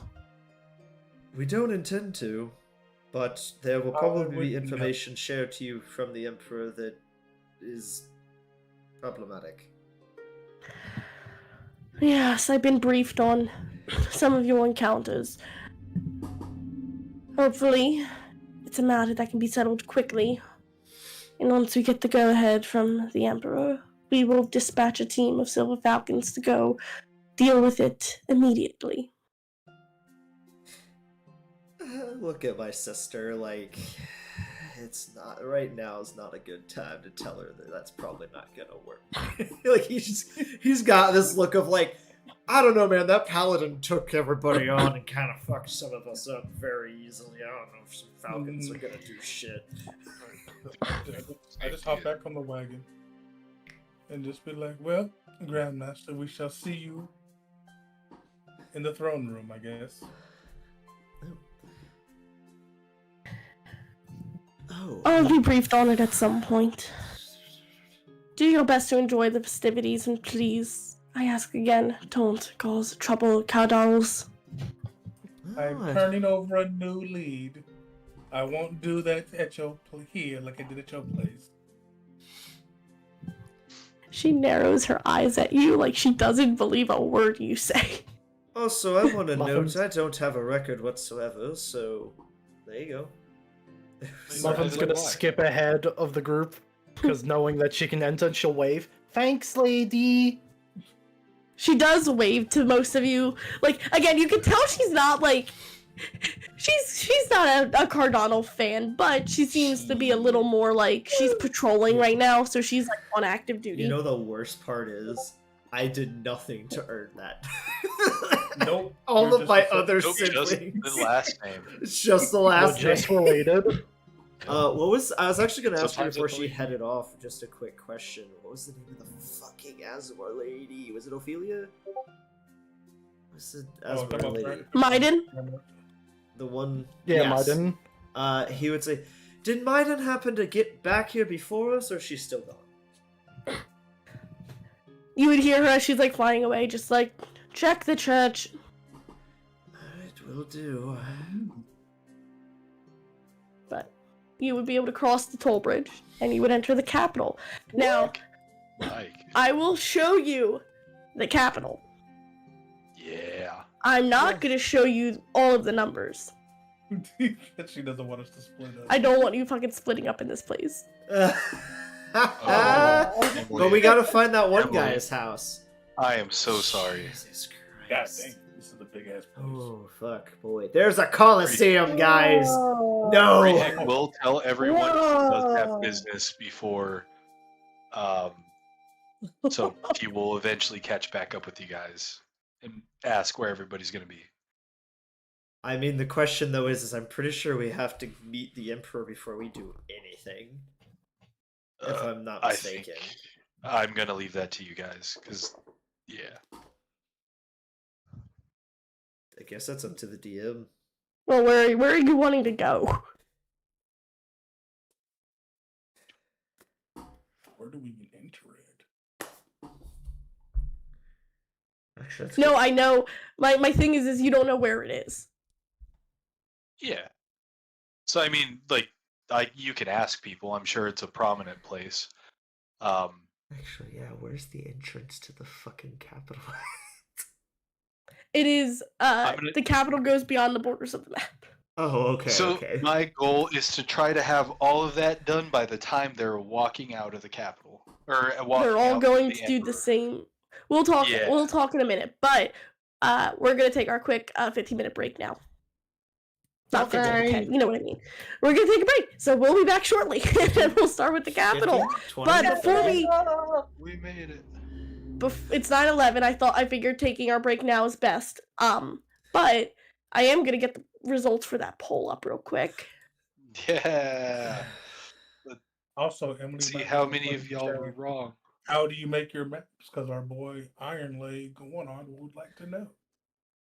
I have a Fiverr where you can go and commission maps. Or if it's And- the equipment, it's incarnate. I using Yeah. and a mix of Incarnate and Photoshop. Yeah. Looks like the majority thought you wouldn't make it today. Woo! Yeah! Did anyone say Have- we would make it? I did. 100%. People did. You don't count. It's on there. Yeah. But we will be back shortly. All right. Switch. See y'all then. Bye.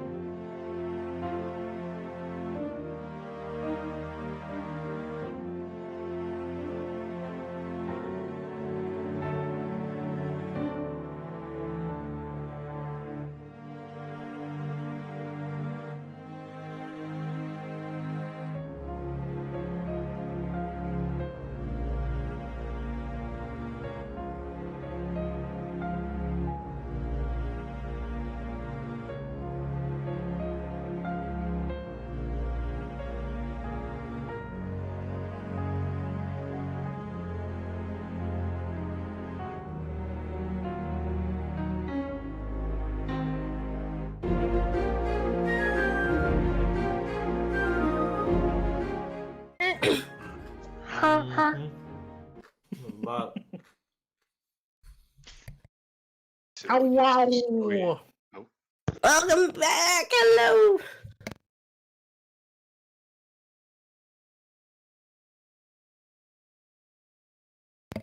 Oh my god, I'm so sorry. That milk did not agree with me. Welcome back. Hello. We are in the capital. I can also use the other music now. New music drop? what? I know. Yes. There it is. Damn. City music. Let's go. So, Bron, I suppose you're going to be leading us through this place.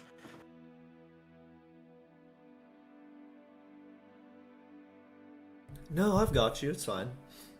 Have you been here before? No. Oh. It was a joke. I don't typically go into cities this big. I'm getting all itchy. Given the time, I could probably find some back alleys. I'm good. Sorry, I just coughed so hard I got dizzy. Oh, God. What? Yeah, but so you are all, including Brehik, heading to the royal castle, Palace. palace, castle. Can we stop by a bathhouse to, clean up? Like they said. Or are there Yeah. just showers outside the royal castle? You are welcome. There are definitely bathhouses in this city. And you could, for flavor, more than you are welcome to go and freshen up essentially before you go and meet the family. I grab Zelina and Tessera. When we go to the bathhouse. Yep. I will Do I say look good? What do I have to do to look good? before you do branch off, your syndicate friends, Ivy and Bronwick, Thorn, still kind of keeping to the distance, out of sight. But they would both part ways being in the capital. Ivy would give everyone a big hug, give Van a kiss on the cheek. Bronwick would shake everyone's hand. And he'd say, try not to get lost around you. We'll see you about. Bye, Miss Birdbrain. And then I turn to Bronwick and I say, bye-bye, Tiny. I love it. Wow. Yeah. Big old grin, and he does the thing with an arm and a noogie. I was just going to say don't go do terrorist things, but Damn. Ivy's like, we'll try not to. Try and do are entirely two separate things. There is no try, only do. Okay. He just smiles. I waved them goodbye. Yeah, and they take their lead. Be safe, brother. Does anybody in our group have prestidigitation? You all, No. some of you do, but you go to a bathhouse to wash up, regardless. I was more meaning could- for our gear and I- clothes, but I got I- it. Retroactively, could I have last night asked Brehik to do something? It'd be very quick. Would that be okay, Emily? Yeah, no, go for it. Let him. What do you want him to do?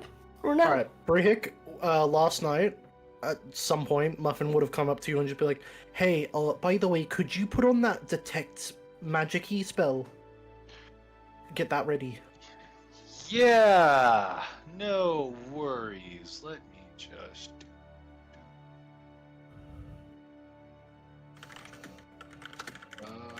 I'll create that one. He will give you a thumbs up. Okay, so, If knowing Emily, that, that's okay. yeah, knowing that, I will be like, at some point today, Brehik, we should probably check out these, and I point to the bracelets. Yes, sorry. That has been something that we should have been doing for a while. I just, spaced. That's all right. Uh, this is to the group, by the way. Do you feel like we should be wearing them when we go into the Emperor's place? You know what? That's a very good question. We should check. Could I have had 10 minutes, Emily, prior to have ritual casted this? That's fine.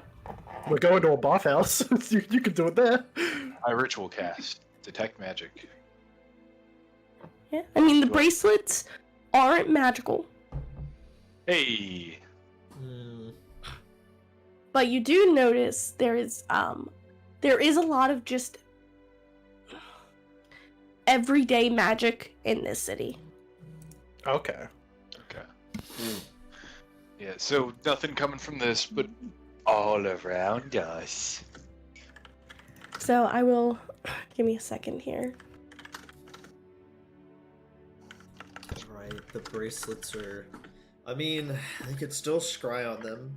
And I think there's magic that can make things appear like different things. Yep. Yo, what if all 5 bracelets are just the 5 villains that we've ran into? They just pop up our wrists like on guard. Well, all I know is Braun is currently wearing my one. He would have given it back to you that night. Too bad I didn't accept it. I said he's one of the members, and I will make one for myself later. But as you enter, Crouzyan, the great capital of the Empire, stands as a magnificent testament to the power and sophistication of the realm. This sprawling urban landscape is a bustling metropolis where the architecture, people, and culture blend to create a vibrant and dynamic heart of the nation. The cityscape of Crouzyan is dominated by the grand architectural feats and meticulously planned streets. Towering, like, skyscraper-like buildings made of gleaming glass and marble rise drastically against the skyline, interspersed with historic buildings that boast ornate facades and sprawling gardens.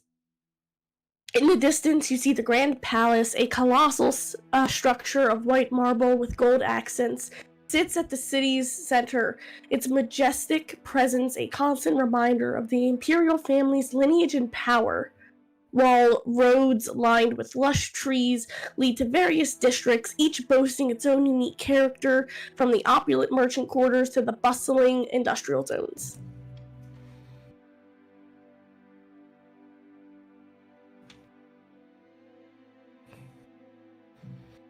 Beautiful. But it is very beautiful. Much grand, probably like for someone like Tess or even Brehik, you thought your city was impressive, being a tourist city. This is like, again, it's very shell shocking. The scale of this city.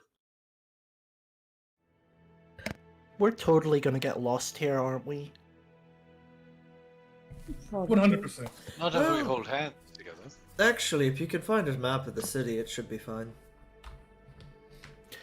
Brehik will feel Muffin hold his hand, be like, yeah, let's stick together. We'll hold your hand, grasp it firm. Firmly grasp it. Firmly grasp it. But yeah, you head to the bathhouse, you all clean up, make yourselves a bit more presentable. Yes, ma'am, you are a very special snowflake. I was letting them know, Emily, calm down. Holy crap. Once again, bathhouse shaking both to Sarah and Zelina. Make me look pretty. I don't know what to do. Well, I got you, dear. Oh. Word. Bell the ball. Maybe should I put rocks in my hair like you do? No. Rock queen. No, don't do that. Yes, no need to do that, but I can help you get the dirt out of your clothes. Here, you should still do prestidigitation. Oh, this character knows prestidigitation. Shut up! I don't want to hear it. I don't want to hear it. I really don't. Well, Rock Queen, if you're doing that for Finn, do you mind doing that for my clothes as well? I'll make you sure your hair looks wonderful when we go see the Emperor. He'll nod to me like, much appreciated. Yeah, I can do it. And I appreciate it. But otherwise, you make your way to the royal castle.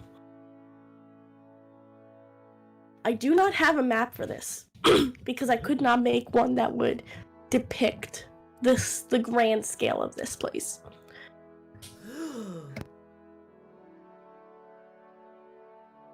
You didn't want to hurt our eyes with how greatness it was. Perched on a gently elevated hill in the very center of Crouzyan, the royal castle dominates the skyline of the grand capital. This magnificent fortress palace is a symbol of imperial power and grandeur, a place where the beloved emperor, empress, and princess reside and rule over the vast empire. The castle is a blend of ancient and modern technology. And when I say ancient, like, it almost, like, the walls surrounding the palace and the district outside of it almost resemble, like, old Colosseum ruins. Whereas the palace itself looks very new and refined. The castle is an architectural marvel, constructed from gleaming white marble that glows softly in the light of day and shimmers under the moonlight. Tall, slender towers with golden spirals rise high into the sky, their tops crowned with fluttering imperial banners. The walls of the castle are intricately carved with scenes of the Empire's glorious history, battles won, and peace treaties forged. The main structure of the castle is a massive multi-tiered building with expansive wings extending to either side, enclosing lush gardens and courtyards within. Ooh. We're following. As you are... So we're following Braun. He knows where we're going. Yeah. Yeah, you follow Braun as he's leading you in. Braun, as you get closer to this castle, does sort of get a bit more of, like, his posture straightens, and his expression is a bit more stoic and firm. You see other ruby guards flanking either side of the grand entrance. Both of them nod and give a bow to Braun as you enter. The main entrance to the royal castle is a set of massive golden doors adorned with intricate reliefs of the Empire's heraldic symbols: dragons, phoenixes, and griffins. A grand staircase leads up to these doors, flanked by the statues of past emperors and empresses, each rendered with a lifelike precision that gives the impression that they could step down from their pedestals at any moment. The approach to the castle is guarded, like I said, by an elite contingent of the Ruby Guard, resplendent in their ceremonial armor. Again, very, very similar to Braun's armor, except it's, fit for them.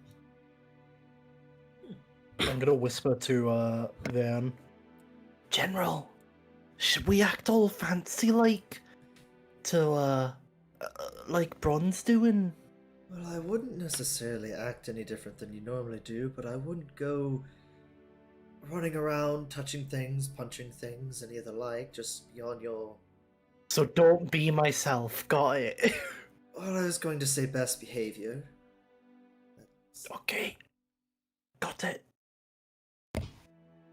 As you walk in, upon entering, you are greeted by the breathtaking sight of the Grand Hall, a vast space with a soaring vaulted ceiling from which hangs a massive chandelier made of thousands of crystals. The floor is polished marble, inlaid with intricate mosaics depicting the Empire's conquests and achievements. Rich tapestries and banners line the walls, while tall windows allow natural light to flood in, casting a warm glow over everything. And as you take your time walking down the various hallways, you would appear outside of, again, these large, double golden doors. And Braun would give a bow and then present to them one of the missives from his bag, a specific one. the one he wrote back during the first undead attack. Hmm.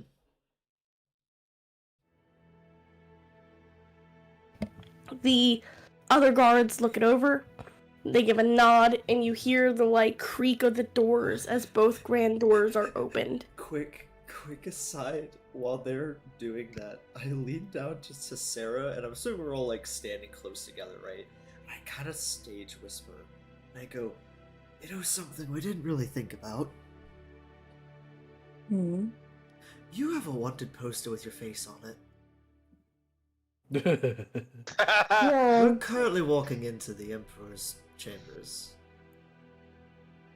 Selena Well, also has a lot of Fine. previous crimes from the Ruby Guard. Yes, and also Lysander, who put out the pictures, is somewhere in the capital as well. So, Yes, but you haven't talked to him yet to get that rescinded or anything, so...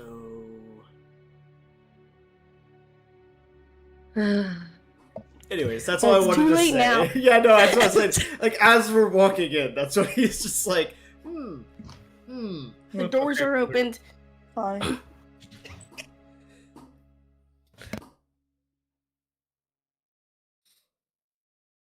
My apologies for the small little quiet movements. I am coughing still. At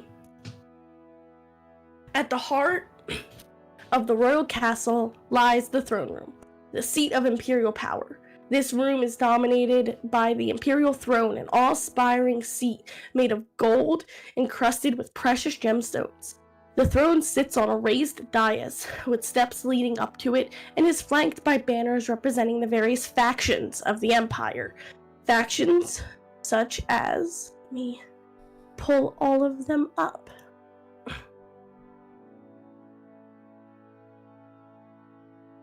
Such as... The Verdant Syndicate is one of those banners.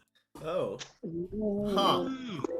Order of the Silver Falcons. The Celestial Conclave. That's my The Guild girl. of the Golden Coin. Oh, joy! The Arcanum Society. Are any of these... And the Ruby Guard. Are any of these banners compensating? Very much so. They're magnificent. They're huge. Woo! I do like the elbow to broad and point to the Ruby Guard one. Like an excited parent, like, look, that's you. And you would also see along the walls are lined with portraits of past rulers, each one captured in a moment of triumph. Ooh. Sitting in the golden throne is the Empress herself.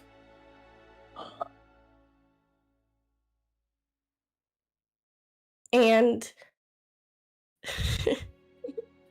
behind her, at her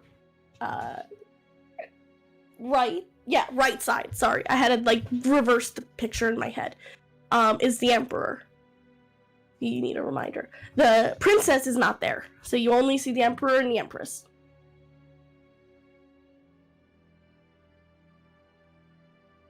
Actually, I'm sorry, I misread that. The Empress isn't there either. It's just the Emperor. My apologies. It is just the Emperor in his throne. You would expect Oh. she wipes her forehead like, phew.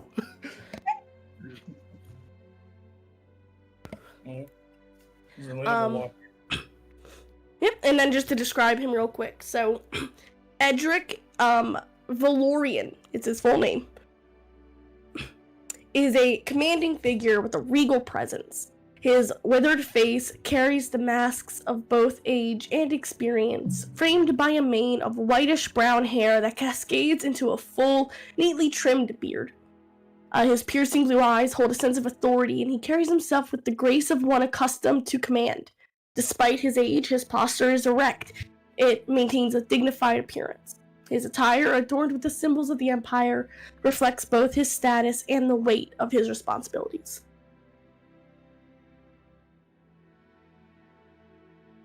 And you would see As you are sort of led into this throne room, you would watch Bronwick as he takes a knee.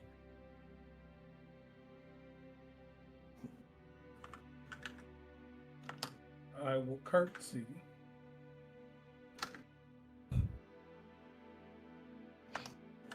I look to anyone else, just curious what to do. I bow. And you're a lady, so you curtsy. I curtsy. It's a little Van slow. takes a knee as well.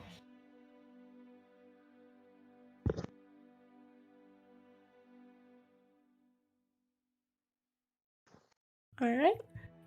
And Bronwick will give your group a look. And give you guys like a reassuring nod.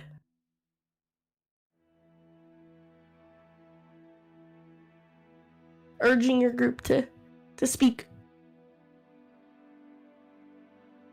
It was a pleasure to meet you, Emperor. We are La Familia.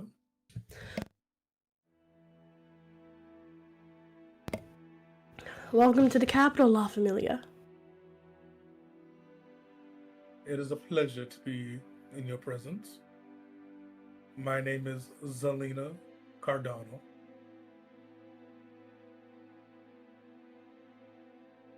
And then I'll point down the line and we'll introduce everybody.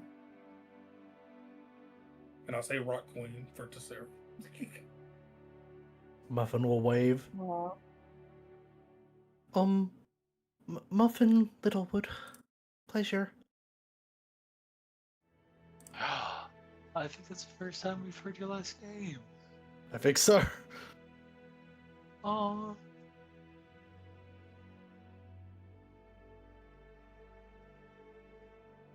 We've traveled far, your Emperor. Do the others introduce themselves? Well, Oh, I thought Zelina introduced us. I said I introduced everybody. Oh, you did. Okay, sorry. I didn't know if you were waiting for them to or if you did it for them. Okay, never mind. No. But we have traveled far to give you information of what's been going on. And soon you've already read the reports or heard of the reports. He gives a nod, and with a motion of his hand, Braun would walk up with his satchel filled with all of the missives. Van would have also introduced himself as well, similar to Muffin. By the way, Yeah. I'm getting little text messages updated from Mike. He had to step Is he away. creepy? But he would walk over, he'd hand him the missives. And as uncomfortable as it is, he would read through each and every one of them while you probably all stood there awkwardly. Mm-hmm.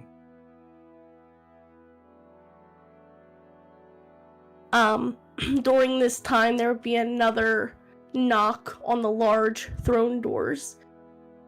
And one of the guards from outside would step in and would say, "Your Highness, you have another visitor." And you watch as he puts a gentle hand up and says, "This is a closed meeting. Tell them the throne room is closed to outsiders for now. I believe this matter takes more precedence." And the Ruby Guard will bow and take his leave to go tell someone that they are no longer having open court at the moment. Jesus Christ. Welcome back. I'm so tired. But he takes those minutes reading over the missives, and then he, once finished, rolls them up, puts them back in the bag, hands them back to Braun, who then hands them off to someone to be taken to the Emperor's office. You would assume. Mm-hmm.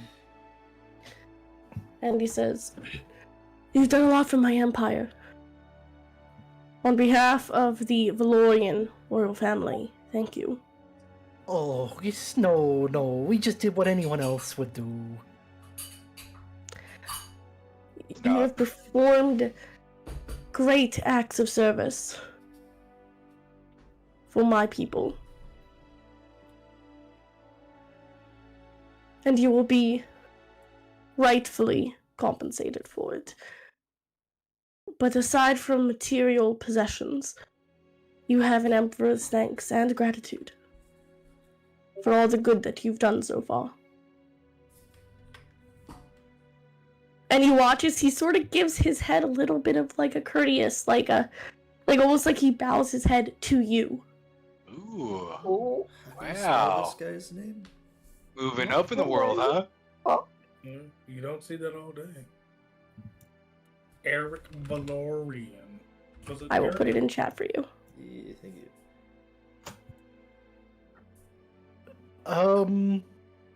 Finn's going to look to the group like it's very clear what she wants to ask, but she doesn't know if she should just immediately go for it. If one of you So wants to go first. Real quick, and I'm sure we would have had this. It's a silly question, so bear with me. Would Finn want to be made a citizen of the Crouzyan Empire so she doesn't have to like explain that she's from Delia and all these things? I mean, I don't know if Finn cares, but Okay. if it's weird, Gotcha. right? No. That's why I thought I'd probably better It's ask. not weird. Wait, so I understand correctly. Is he offering us all, or just like as a group, a thing, like a favor, He hasn't- or is he just giving? I mean, he us- hasn't offered you anything. He said you would be compensated, and then he Gotcha. gave you his thanks. Okay. Yeah. I got confused by what they were talking about. That's Well, why I was like, That's sorry. That I was asking this to like be like maybe we can leverage making Finn a citizen of the Crouzyan Empire. But it's not that deep. And because the conversation was sort of stopping, I was going like Finn was just looking like, should I ask about my thing first, or I mean, did if you guys wanna want to go first? Van did want to add something to the missives, information Go for it. wise.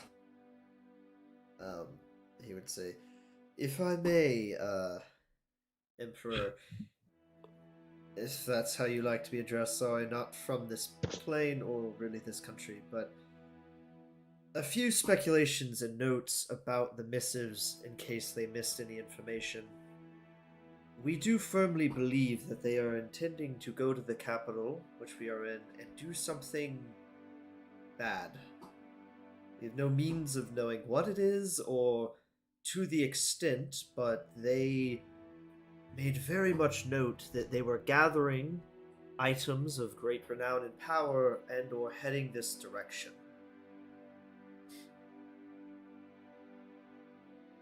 Yes, I saw on some of the missives that they had mentioned these opulent black opals they seemed to be collecting.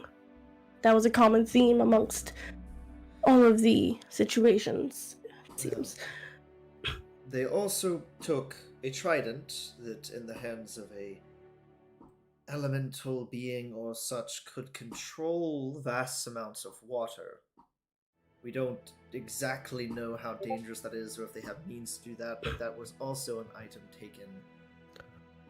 I will have some of our historians look into the history of this weapon, and we'll see if we can't gauge its full potential, knowing if we need to be preparing for a flood or an evacuation in the near future. He nods. And unfortunately, I don't know if this was in the missive. I look at Braun or not, but these individuals are, according to the words that they have stated and the message that they have given Braun in the last town we were in, appear to be working for... Where's his fucking name? I thought I could buy time by talking. Where's the fucking black dragon's Victor name? Symbonis? Oh, It's under Andros the the Vile. Andros the Vile, Right. that's right. He says, they appear to be working for a black dragon by the name of Andros the Vile. He nods, his expression still the same stoic, but you can see the fire in his eyes when you mention that name. Hmm.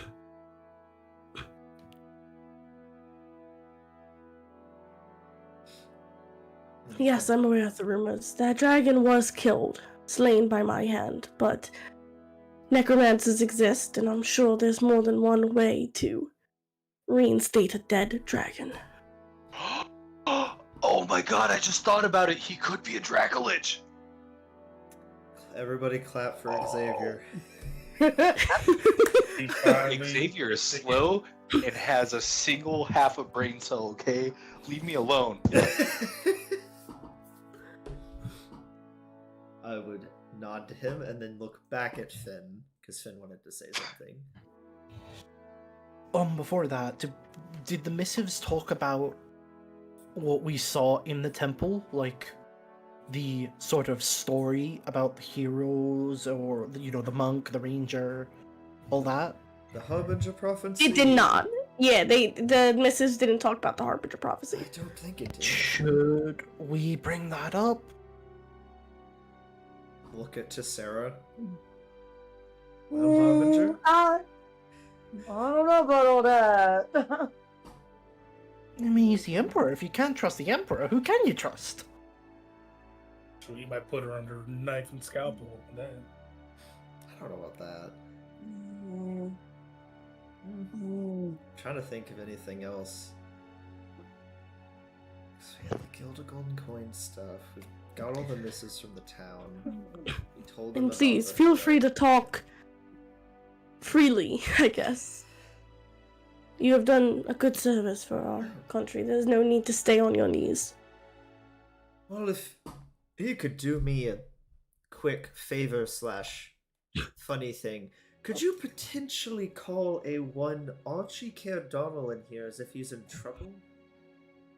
Damn. The corner of his mouth kind of smirks up when you say that. And speaking of... Unfortunately, the court wizard is not here at the moment. Oh, The court did he wizard. become the No. court wizard, or is he currently still with the other court wizard? We have multiple court wizards. It's a public title that a few select mages who contribute greatly to the Empire's well-being can achieve. He would be at the tower in the city, the Arcanum Society's research tower. Interesting. Is there means to enter as a public citizen, person, visitor, or is that something that's like... I will let them know that you are planning to visit. Alright. Thank you very much. I'll send missive on a missive. Still looking to Sarah, like, should we talk or not?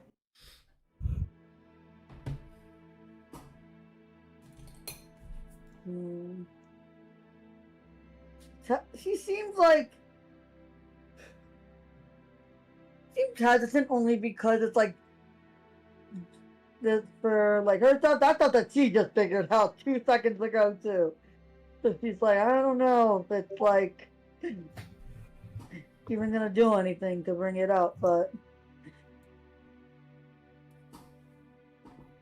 like, but if you have something, like if you have something to say, like, you go ahead. Well, we did tell him about the trident, at least. Yeah. Yeah. And he said he's Alright. gonna have people look into it. I have a request that's sort of purely selfish, and first of all, I would happily ask for information rather than a reward any day. I was told, or at least I've heard around, that a friend of mine was either heading here or has been seen here. His name is Garland? Garland Mihra? Mm. He thinks for a moment. That name is quite familiar. Oh, he's a But where have I heard of soldier, it? soldier of Dahlia.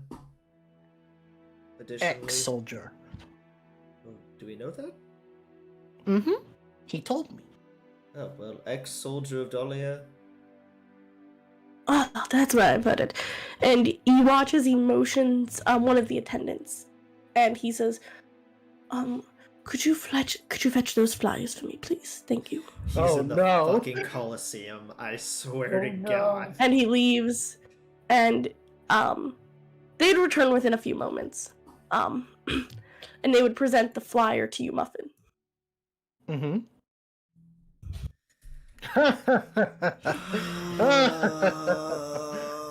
Versus Chimera. I believe he was Yo. competing for one of the prizes in the Coliseum. Yo, if he can fight a Chimera alone, this Yo. boy needs. What, do we know what the prize is? The grand prize takes place over several weeks. Typically, they'll take on about 3 gladiators per day. Those gladiators can then fight, and winners continue to move on. Those with the largest number of wins throughout the week receive a grand prize of around 500 gold pieces. I think I've chosen what I would like as my reward, my lord. Is there any way you could put me into this Colosseum thingy? Well, I wouldn't call that a reward per se. Just speak to the proprietor at the Coliseum and let them know you would like to enter. It's open to the general public, and anyone's more than capable of entering. Quick question about the Cutscene. Coliseum. Oh, sorry, yep. Is it like a single entry versus monster, or is it combatant versus combatant, or is there group entry? If you are wanting to enter in as a group, you are more than welcome to. They will gauge your strength and your abilities, and they'll pit you against something that's challenging but fitting. Something that will provide an entertaining show for onlookers. You know what, guys? It's also a great way to boost our name as La Familia out there to everyone. Yeah, Finn looks a little antsy already. Like, she's like, oh, I have to go. Like, when this is done, I don't know if she has to go. Oh, I'm right there with you, Finn. She'll look to the rest of the group if they want to say anything.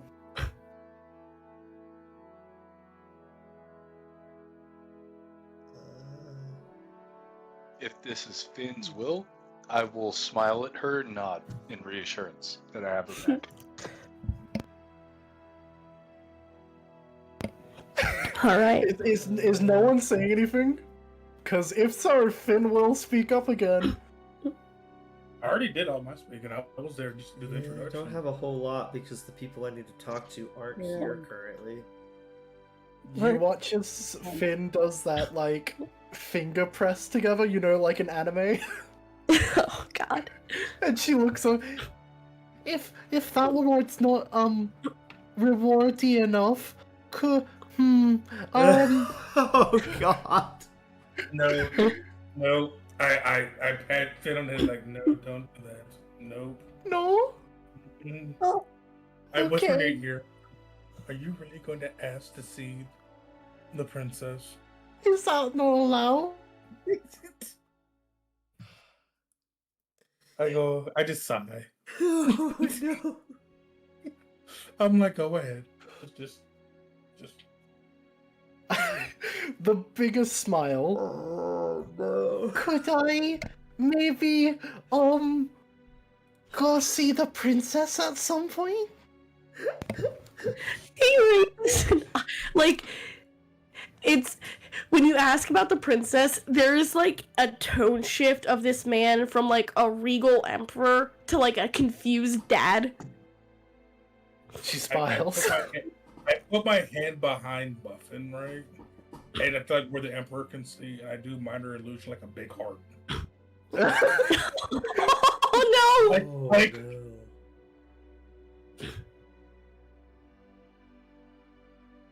No. And kind of clears his throat a little awkwardly now. Like, okay. Alara's not available at the moment. But I will ask to see if she's receiving, suitors.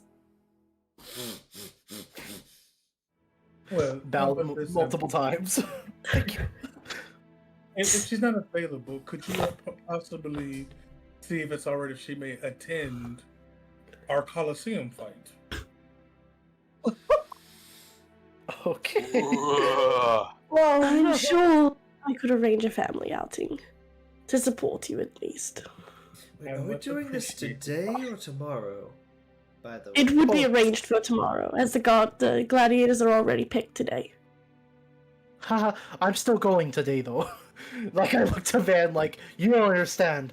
He's Well, there yeah. now. Well, you can go there today. Like, we can all go there today. We just won't fight today. Right? Yeah. Yes.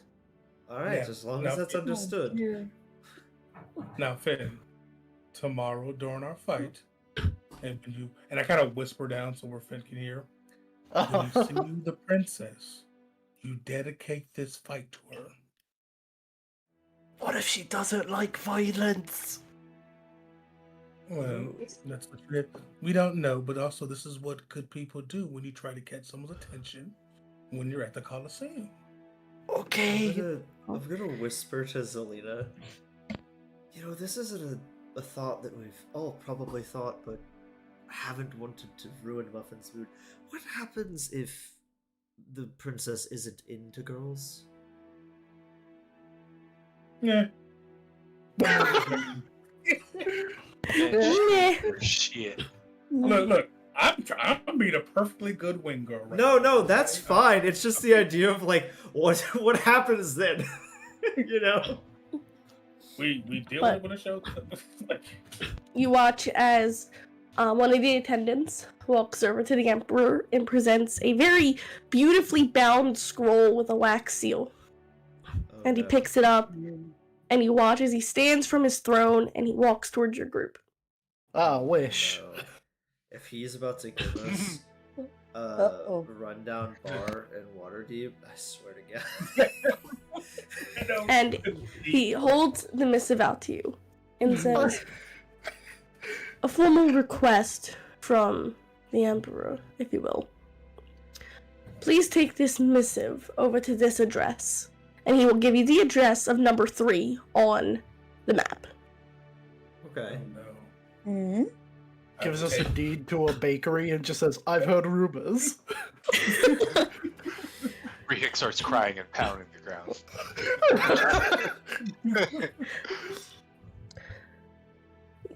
You'll look for a man named Roderick.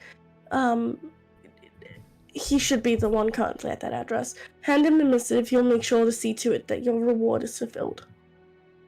Roderick, was that the name of the Thank you very brother? much. I believe so. The talented blacksmith. So- God, it's been a minute. What town was that?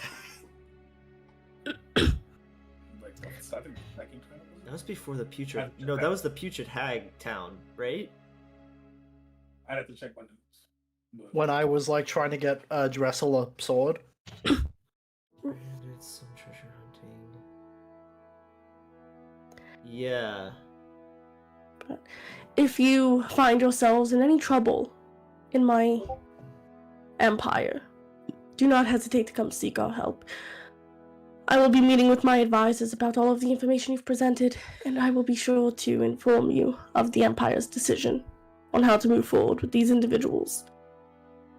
I may be calling upon you again to serve and act on the Empire's behalf, and should that request come to pass, I would hope that we have a good understanding of each other.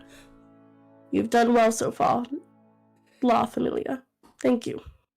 Again. it is our God. pleasure, Emperor. Yes. We serve if you ever call upon us. Oh, and if you happen to run Has into two Cardinals that may or may not be our There it parents, is. please do tell us so that we can minimize any of their shenanigans. Their I will stay vigilant, Vanuth. Fey These names Lords of these- on the material plane in a kingdom that isn't theirs. Yes. Thank you. I will minor illusion what our parents look like so he can let all his guards know these are the ones he's talking about. And he appreciates it. He then turns to Braun and says, I would like to steal you for a bit to go over your experience and learn how your vacation was. Right. And he gives him this like half smile. As in like you were supposed to be on vacation, and Braun looks a little sheepish. I completely forgot he was on vacation.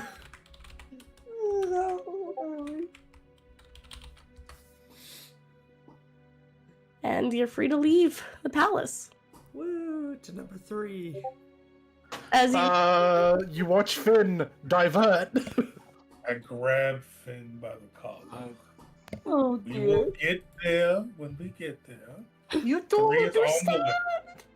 He's number 3 on the chart, means he's probably not fighting till 8 p.m. and it's only 12 o'clock, so you have time. But if he's not there when we get there, I'm beating you all up. Well, don't beat everyone up, just beat me, because I'm the one that's stopping you. Okay. as soon as you step out of the palace, hold on. Oh, Oh no. There was someone that was trying to see the Emperor. oh, that's right. Is it gonna be the Leon or whatever his fucking name is? Lysander, whatever. No! Oh, Yeah. What the fuck? What He the was fuck trying are to you be the doing Emperor. here?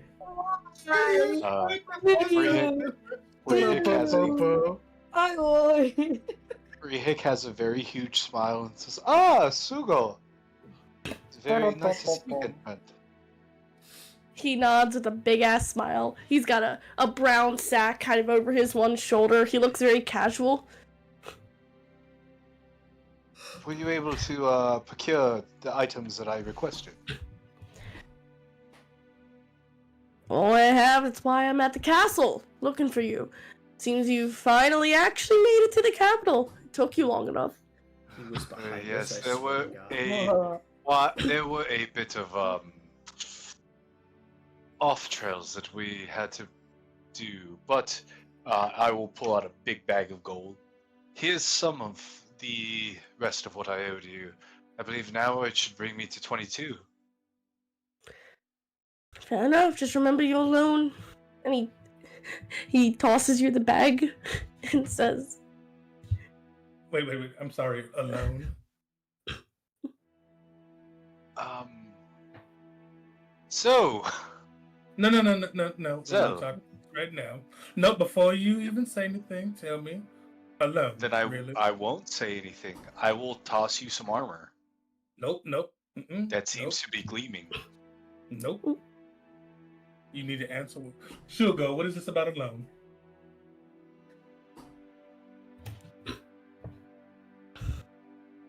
well, I- you're managing some very challenging situations, and there might be some helpful items I worked with Brehik on procuring, so you could be better equipped to manage some of your more problematic situations. Right. Don't worry about it. Just Well, hold on. take it as just take it as a thank you, all of you, for everything Well, that you've done for me. How much is the loan? That's all I'm asking. I no. I look at Looks- him like, no.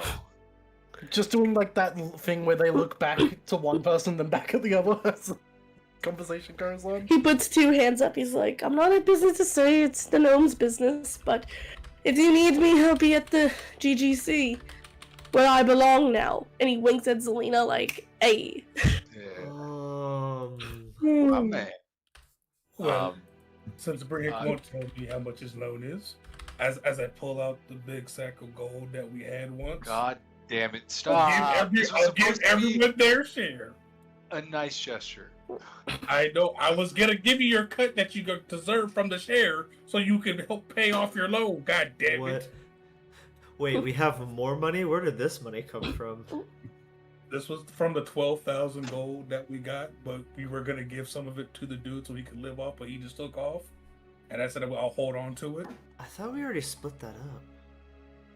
Yeah, I think I already calculated that. Yeah, Because I still have it not marked off. because I have. Wait, was it 12,000 gold total or 1,200? It was 12,000 gold total. Because if you split that 5 ways, I mean, It's 2,400 gold per person. I have to go scroll up to make sure because I don't know if I put it in there or not. Because I've got 3,000 gold right now. Oh, well, that would No, that's not what I actually. I don't think I added that, No, and I that would did it. cure my. Yep. Everyone gets theirs but Brick. No, I'm joking. How much do we get? Sorry. Everyone gets 2,400 gold. Oh god. Okay, well, I will. Seeing this, I will hand him 2,200 gold. Yeah, he Oh, takes it it and he's looks- like, alright, loan's paid. Pleasure doing business with you. Pleasure doing business with you, Sugo. Hopefully, we will see each other very soon. Smiling. Oh yeah, he gives y'all a wink, finger guns, and walks away. So I tried to get the best that I could for you all. Hopefully, you can all make use of this. I will still continue to give Zelina the glamored studded leather. I will give Van a +1 studded leather. I will give Tess +1 rod of the Pack Keeper, Oh! and to Dylan a +1 amulet of Devout. Oh!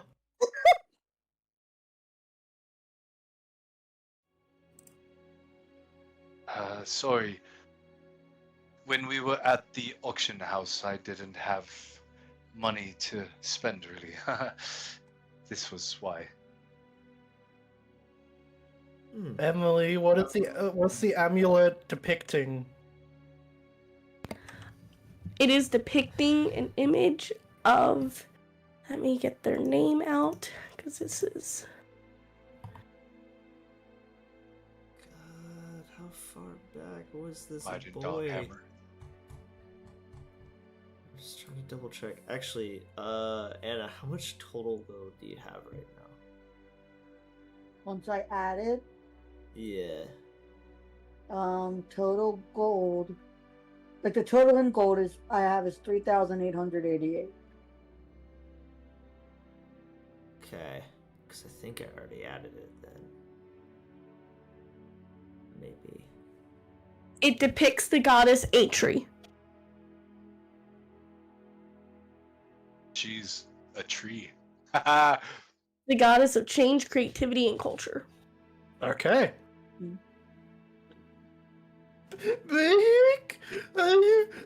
She's like tearing.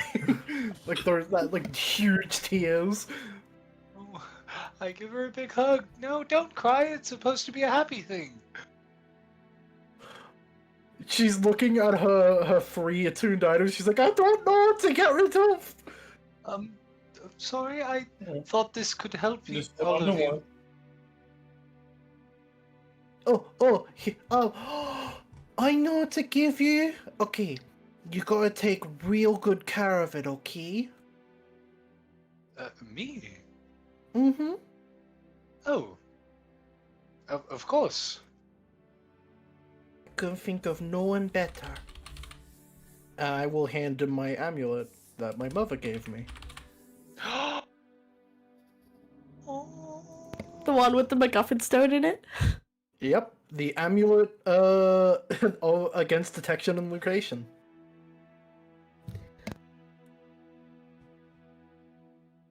Oh, that means you can't be scried on her fam with divination magic. But do you know what that means? If someone tries to do that on me, they can now. Yeah. Hopefully that's not a thing we deal with in the future. But it sounds like you're walking the 3, correct? Yes. Can we get through all those tiny little walkways and that? God damn, I gotta zoom in. God damn.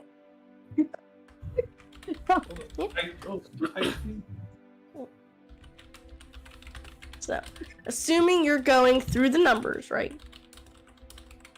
You're going to 3 first. I will, Huh. as long as you stay together, I will show you all of the places. We'll go to 2, 4, 3. I would at least note to Brehik that this was a very like generous thing. There would be a thank you, but there's also like squinty eyes, like, Van, you know there are no ulterior motives behind this. It is just a gift that I don't expect any of you to pay back. You are all very noble and experienced travelers. You deserve something to Right. suit. Didn't really think of an ulterior motive per se. I'm just making sure this isn't like a parting gift or something like that. He kind of laughs and says, "No, oh heavens, you need a lot more than that to get rid of me." Insight check.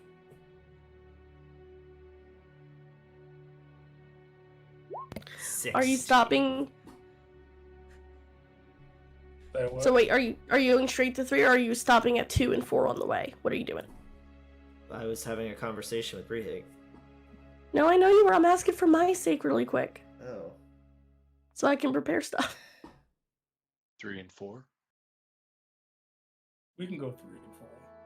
Yeah, they're talking, she was asking if we were stopping at 2, 4, and then going to 3.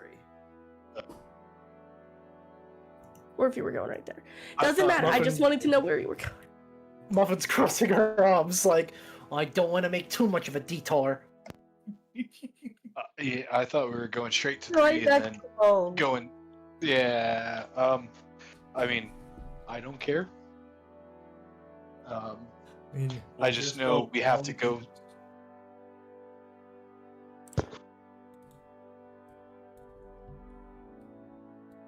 Alright, I'm assuming you're going straight to 3. Continue your conversation. I apologize. I wasn't trying to interrupt you.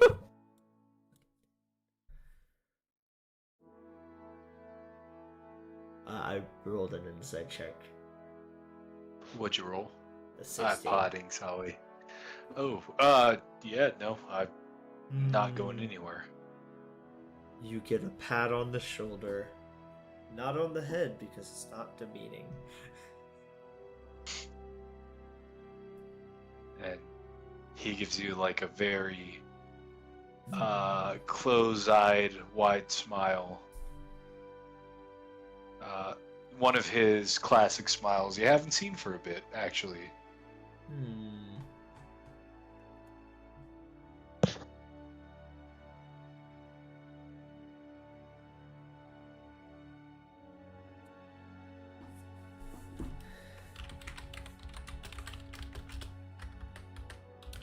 La familia, la familia.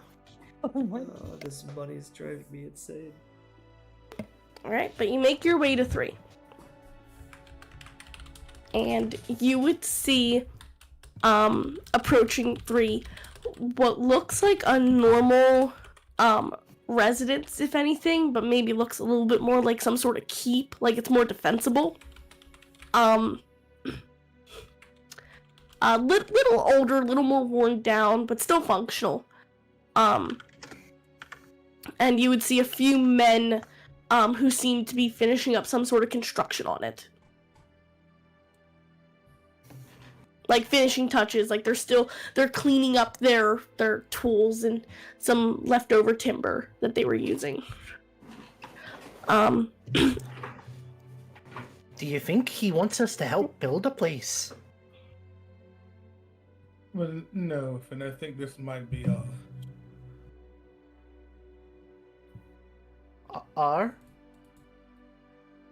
Yes. Excuse me, is anyone here? One of the workers turns to look at you guys. Oh, just we're in the middle of cleaning up construction here. We can't have you lingering about. Well, I have something from the Emperor. I need to speak to whoever's in charge here. I know it's not intentional. Like, it's not at all, but every time you say it like that, makes it so like, I need to talk to the manager. That's awesome. I love that. You would see a man come over. He seems to kind of be a little bit more in charge.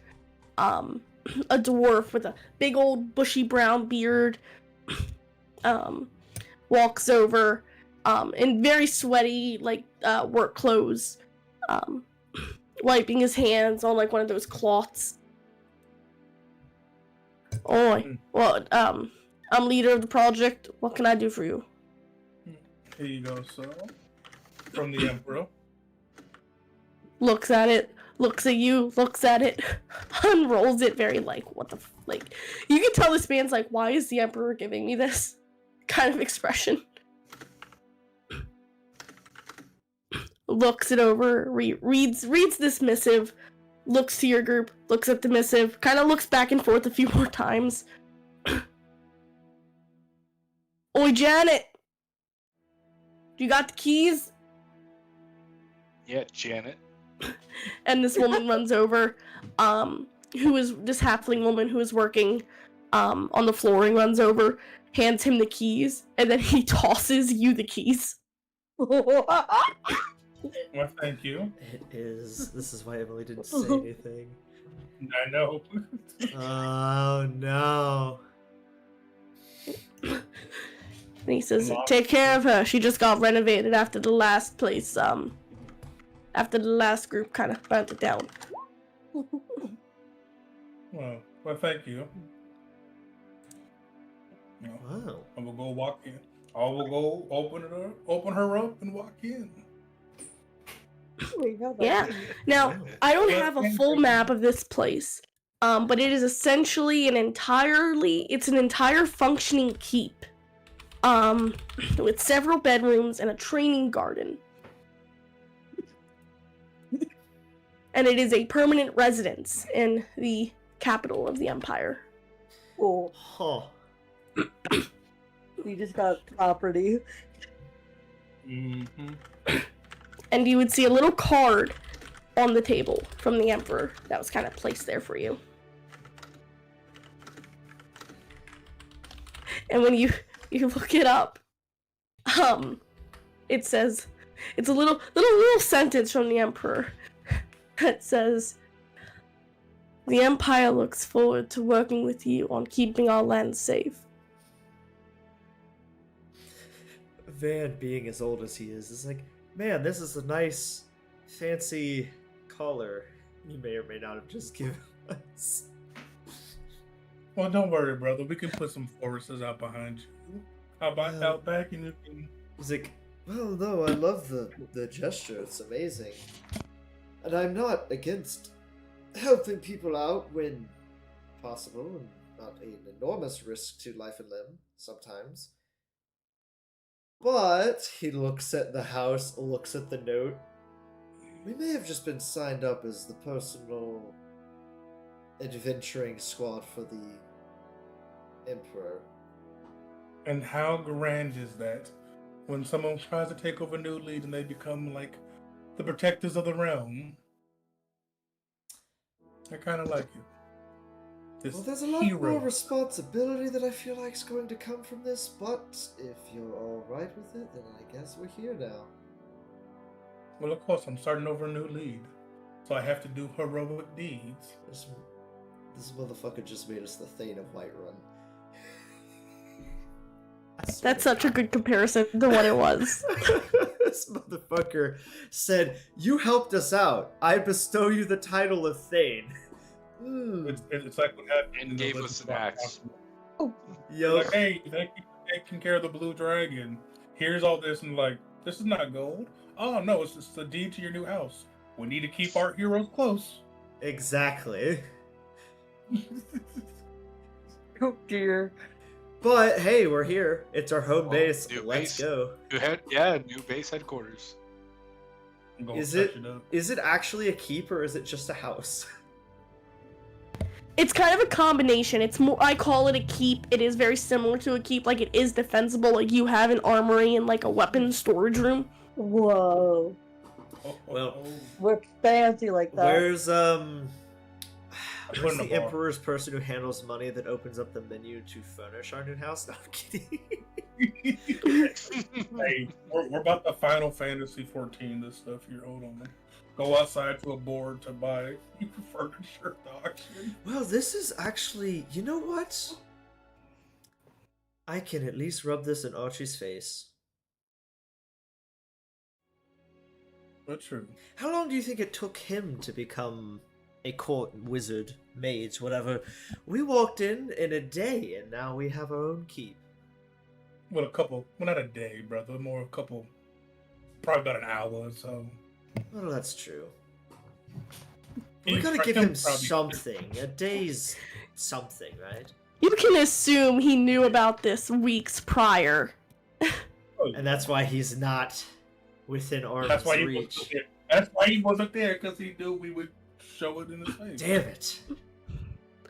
Well, no, I'm talking about the Emperor. Like, he Oh, the knew of your Emperor. deeds. Like, this isn't No, something I he know. decided within an hour to I'm give talking you. about Archie. Oh, yeah. Like You don't know Archie. if Archie knew. We don't know if he knows, but we also know that he's a court wizard, which means he probably has a residence. But it's like, how long did it take you to become a court wizard? We showed up and got a house in an hour. That's the joke. Well, looks at everyone. It's big. Is it out of game? Is it empty? Excuse me, I thought I was muted. There's some basic furniture, like, there's some beds, table and chairs. Are you making us a map like you make me make a map every time you have a fucking tower looks at Xavier? I have a map in the process, and it was not That finished, was unfortunately. only once, bitch. It was an entire And that's campaign. because I've I'm I've always wanted a Galder Tower, and I wanted a map for it. Okay, it was only once. Emily, we're gonna put a bar in our place here, so Yeah, if it's decently sized, then hey man, as long as I got an okay sized room. yeah, and we'll put an archery thing out back for you. You can shoot your arrows. Just tie up criminals to a post. Yeah, we do that too. Firing squad, raise bow, and it's just you, Finn, and Zelina with her hand Also- crossbow. Emily, I would have liked to just peek in at the carter's blade that was down the road on our way, if that was possible. Well, that's where we're going next, Oh, okay. because we went 3, and then we're gonna go to 4. So, where are you headed to next as you kind of explored your new keep for a little bit? Going to Four's 4. on the way, I think. And it's on the way to. As you exit the house, you'll realize Finn was way outside the entire time, and she'll just be like, "Oh, we heading off?" You didn't Yep, want to we're look gonna- at your new house? We gotta. Oh, we're yeah, gonna put a looks- study in there. It looks really cool. Well, of course, where you and Gotham can train in the pits. There's actually a little fighting area down here. Yeah. Mm-hmm. But we're gonna make our way to the Coliseum by stopping off some places. Don't worry, Finn, you're gonna see them. Mm-hmm. Yeah. Let's go. Do whatever. Finn, if it makes you... Well, actually, now I'm curious if you're nervous and not wanting to see him, or... She. It's not about Garland. You can probably gauge that. And she'll, like, walk ahead a bit. Oh, now I'm confused. Well, maybe she doesn't like big cities. Maybe she doesn't like houses. Like having a house? Maybe she's upset about the house thing? Connected to family thing? I mean, it's possible. Only one way to find out. We're heading When to she- 4. Yep. Alright. You head to 4.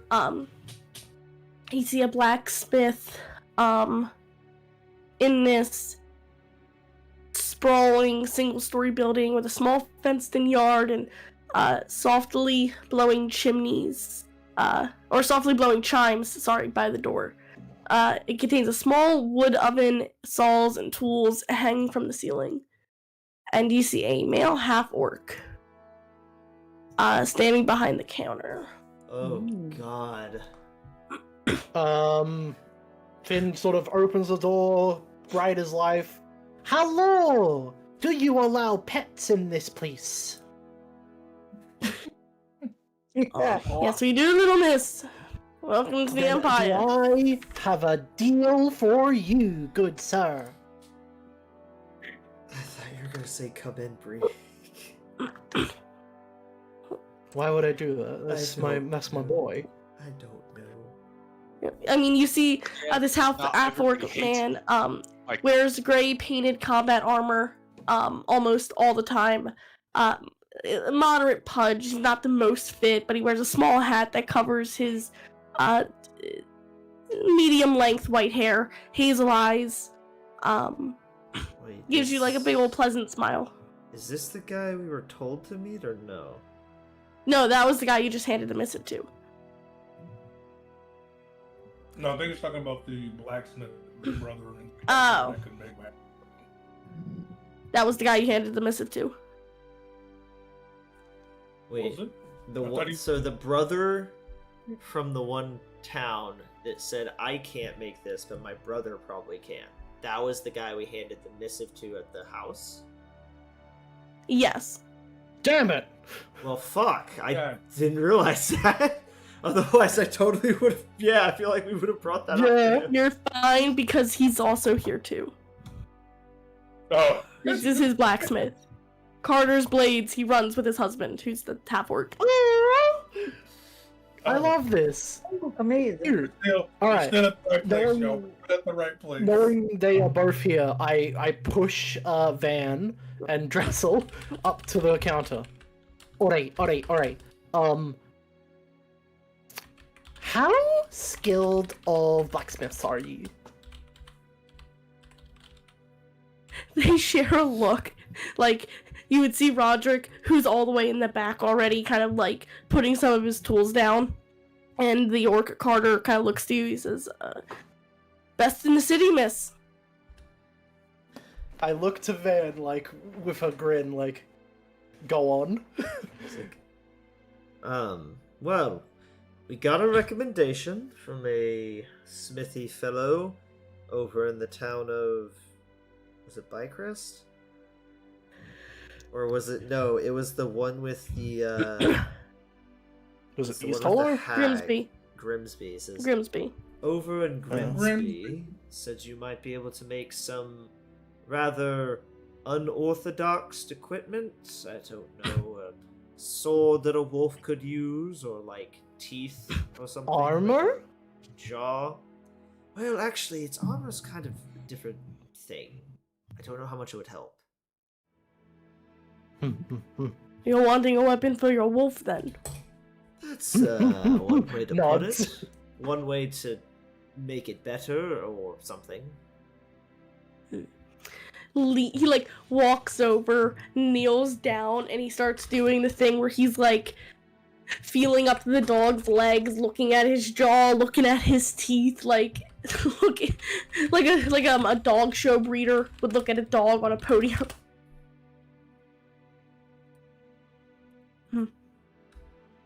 Very strong and able-bodied. You got yourself a fine companion here. Yeah, you could say that.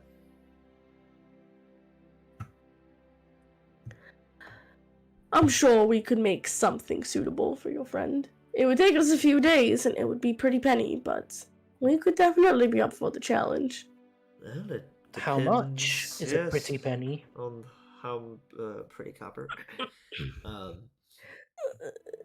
We won't know yet until it's finished, but I would give you an estimate of anywhere from 3,000 to 4,000 gold pieces. Jesus Christ. That shit better be like a fucking +1 1d4 lightning damage bullshit. Fuck. I look to Van and I'll pull out 1,500. I can go for half, since it was my idea. What was it? Pay up front or is it? No, you'll pay once it's finished. I mean, I wouldn't hesitate to take you up on it, Finn, given that it's a lot of money, but at the same time, he is my wolf. We'll talk about it when they get it done, and we see the final price. Bro, I am looking at that sword, but I've already got 3 freaking attuned items! Oh, the Sword of Warning? Yeah, it's decent, but It's I really have... decent. I have a... You could always get rid of an attunement if you don't need it. Well, didn't you give the I looked necklace to to the- Brehik? Wasn't that an attunement? Yes, but I still have 3. I look to the group. Does anyone like jumping?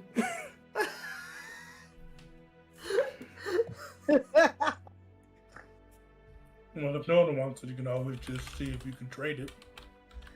We do have a trader in the town. You're welcome to stop by. I'm sure they'd be able to take that ring at a good You know price. what? No, I'm not gonna abandon my jump. I smack my face and I'm like, peace. And walk out the store. Well, until you find something better for you, she'll be back. Don't worry Yeah. about it. I say to the blacksmith. You know, no problem. You're the group that is moving into the keep down the road. Yes. Oh, yes. Oh, well, welcome to the neighborhood. Haha. We look forward to your business. Speaking of business, I do have something. And I put this paper on, like, if there's a table, I put on a table, and it's blueprints made for a sword. And I have all the rose petals that I collected during that one fight. Mm-hmm. Put it on the table. Oh, very pretty. You're wanting us to commission this. If you can, yes. Would you consider this a rapier? Or are you looking at a long sword? A rapier, please. Swift and strong. Alright. You know, Brehik, we could get you something. I wonder if they sell tattoos in his place. No, I'm fine. I am So- content with everything that I have and the friends that I have. And he smiles. I don't know. This. He just looks at you so like. You went into a very large amount of debt for us. The least we can do is something. Like, you have a house now, but that was from the Emperor. Well, I do have brother. an apartment already. Wait, hold on. Capital. I'm assuming that's what Zelina was gonna say. No. I was like, brother, I know what we can do. Yes? Yes. What we can do is, you know how we have our keep down there, right? I'm thinking, I'm going to put a bar in there for entertainment purposes. Why don't we put in a small little bakery in there as well? Like one off the side or inside? Well, inside, outside, still connected into it. So, because Brehik did say he always wanted to have his own little bakery, pastry shop there. We Do could we have- have it be at the keep. Do we have to put it outside because he sleeps outside? I mean, Brehik, if we made an addition to the I keep am with a bakery not on an it, animal. I would prefer my bakery not be with the flies. If I could have a choice. well then if we make a bakery, would you actually sleep indoors in the bakery? Mr. Brehik, I'm confused. I've heard of some bread have fruit flies. Wouldn't you want the flies there? No, that's a myth. Oh, Speaking, looks back to the smith, are you guys the one who handles, like, adding a bakery side to the building or furniture or anything like that? Never been here before. Like, this is the first time I've been to the capital. It's been 3 hours and I have a house here now. Hey, I Yeah. know we are making you make a wolf blade thingy. Can you make a bakery as well? You build a bakery? We could always ask carpenters. Well, we're asking where that's at, most likely. Because none of us have been to the capital.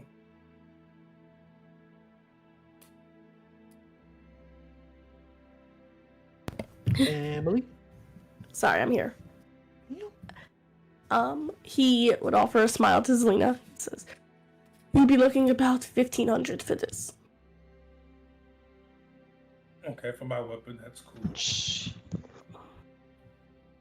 What about for the bakery part, or do we have to go to carpenters for that? We can help set up some sort of bakery. Wonderful. I'm assuming you're wanting an extension on the keep then. Yes, if possible. It would take quite a few months to get together, but I'm sure we can work an arrangement out. No problem. Much appreciated. What did you just pay for, by the way, Zelina? I might have missed that. Oh, well, they're gonna commission something for me. Was it like a +1 rapier sort of deal? No, something Okay. more fancy. Okay.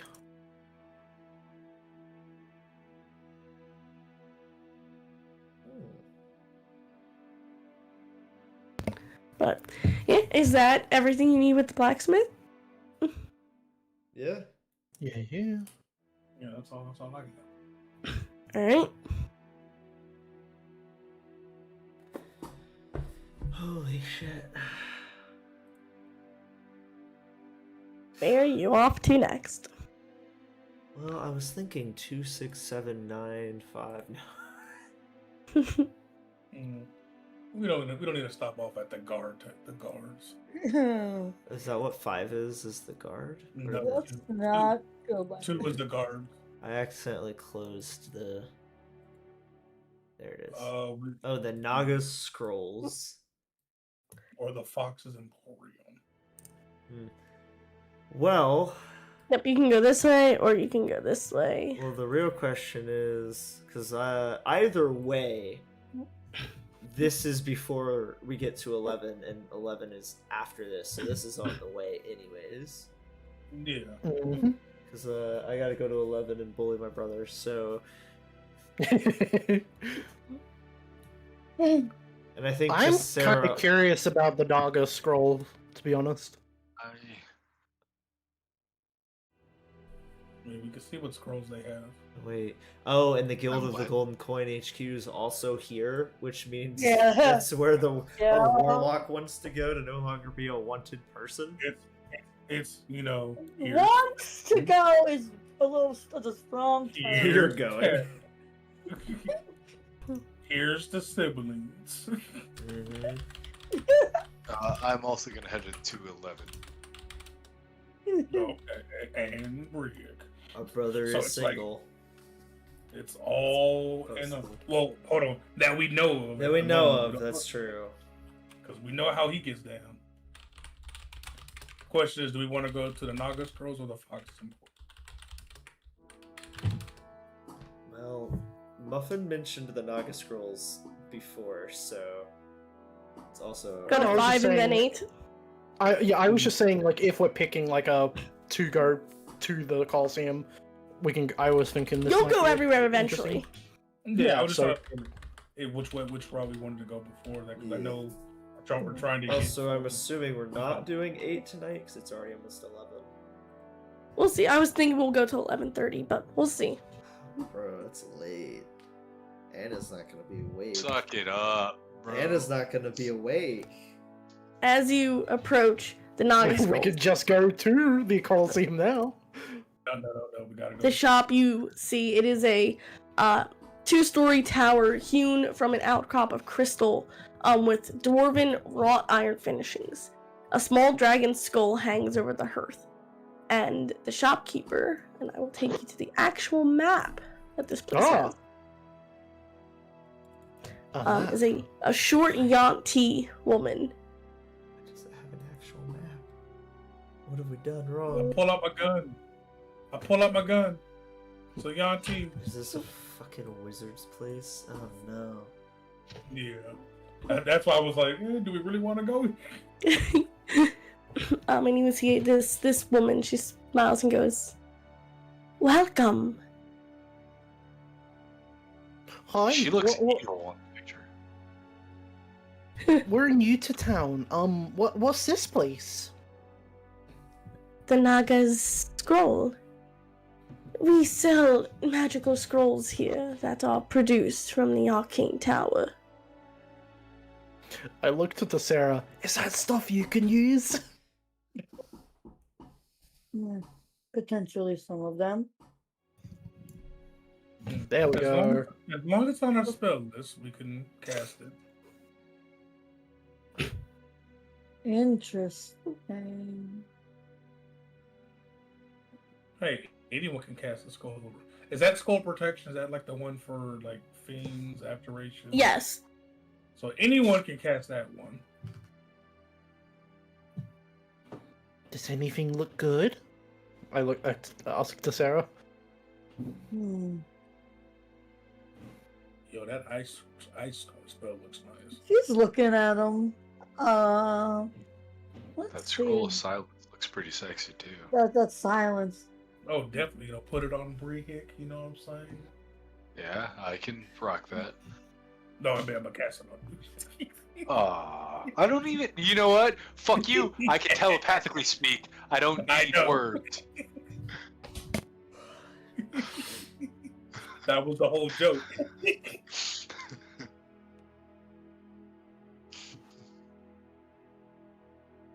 Compulsion do again.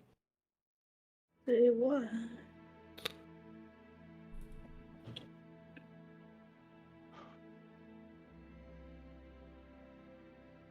Some of these could be. I mean, a lot of these can be useful in certain situations.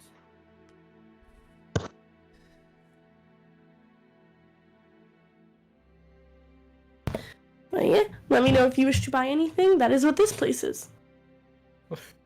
Yeah, I mean, does anyone want anything? I'm heavily considering silence and. I mean, spider climb would be useful. Oh, Ice yeah. Storm is also useful, but I don't have enough for that. I was considering spider climb. No, ice storm is nice. Call lightning. Hey, you're a druid. You can call lightning. Yeah, I could do both of those. No.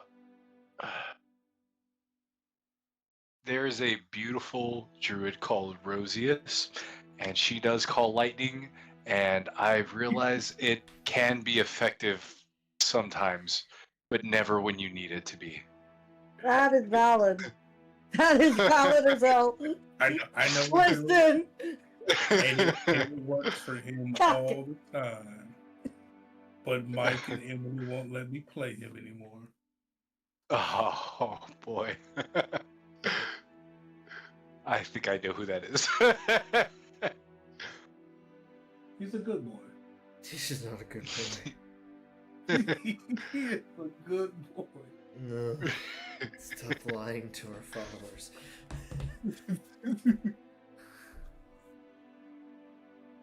That doesn't I mean, have an extra thing scroll here, is- so he's just vibing.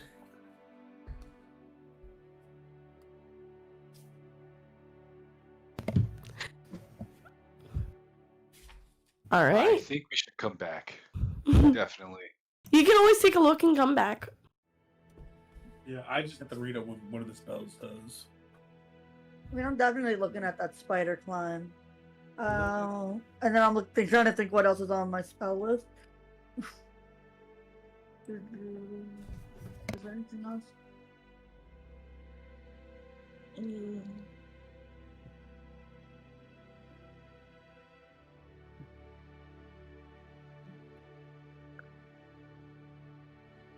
I can spider climb. Just get on my back when I'm one of those creatures, and I got you.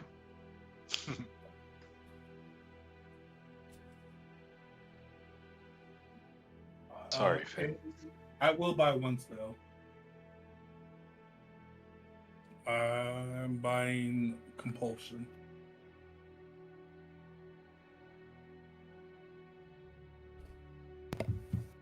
All right.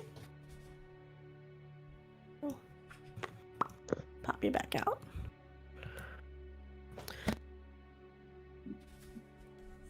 Did you hear what I said, Emily? Say that again. I said I'm buying the spell scroll Compulsion. Gotcha.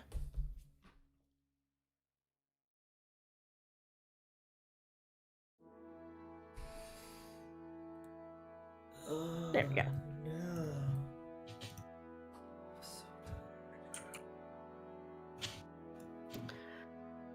Alrighty. So, you buy the spell scroll. She would. You crossed out Call Lightning, not Compulsion. Mother trucker. Motor trucker. She would say, "Thank you for the purchase." And she looks forward to your business. At least does that. we She does the like left S buying thing. something.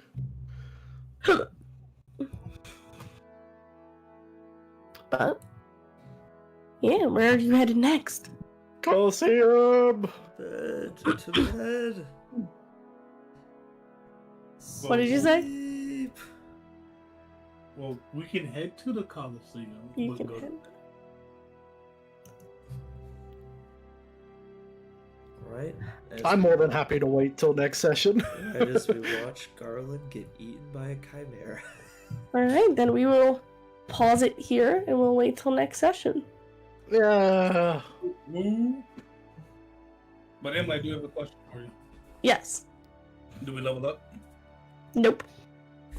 That's Do not we- till after do we whatever get hurt? whatever shit happens here. Do we get a keep? You did get a Yes. keep. But thank you again all so much for tuning in tonight for our awesome episode 20. Dylan, if you would love to sign us out.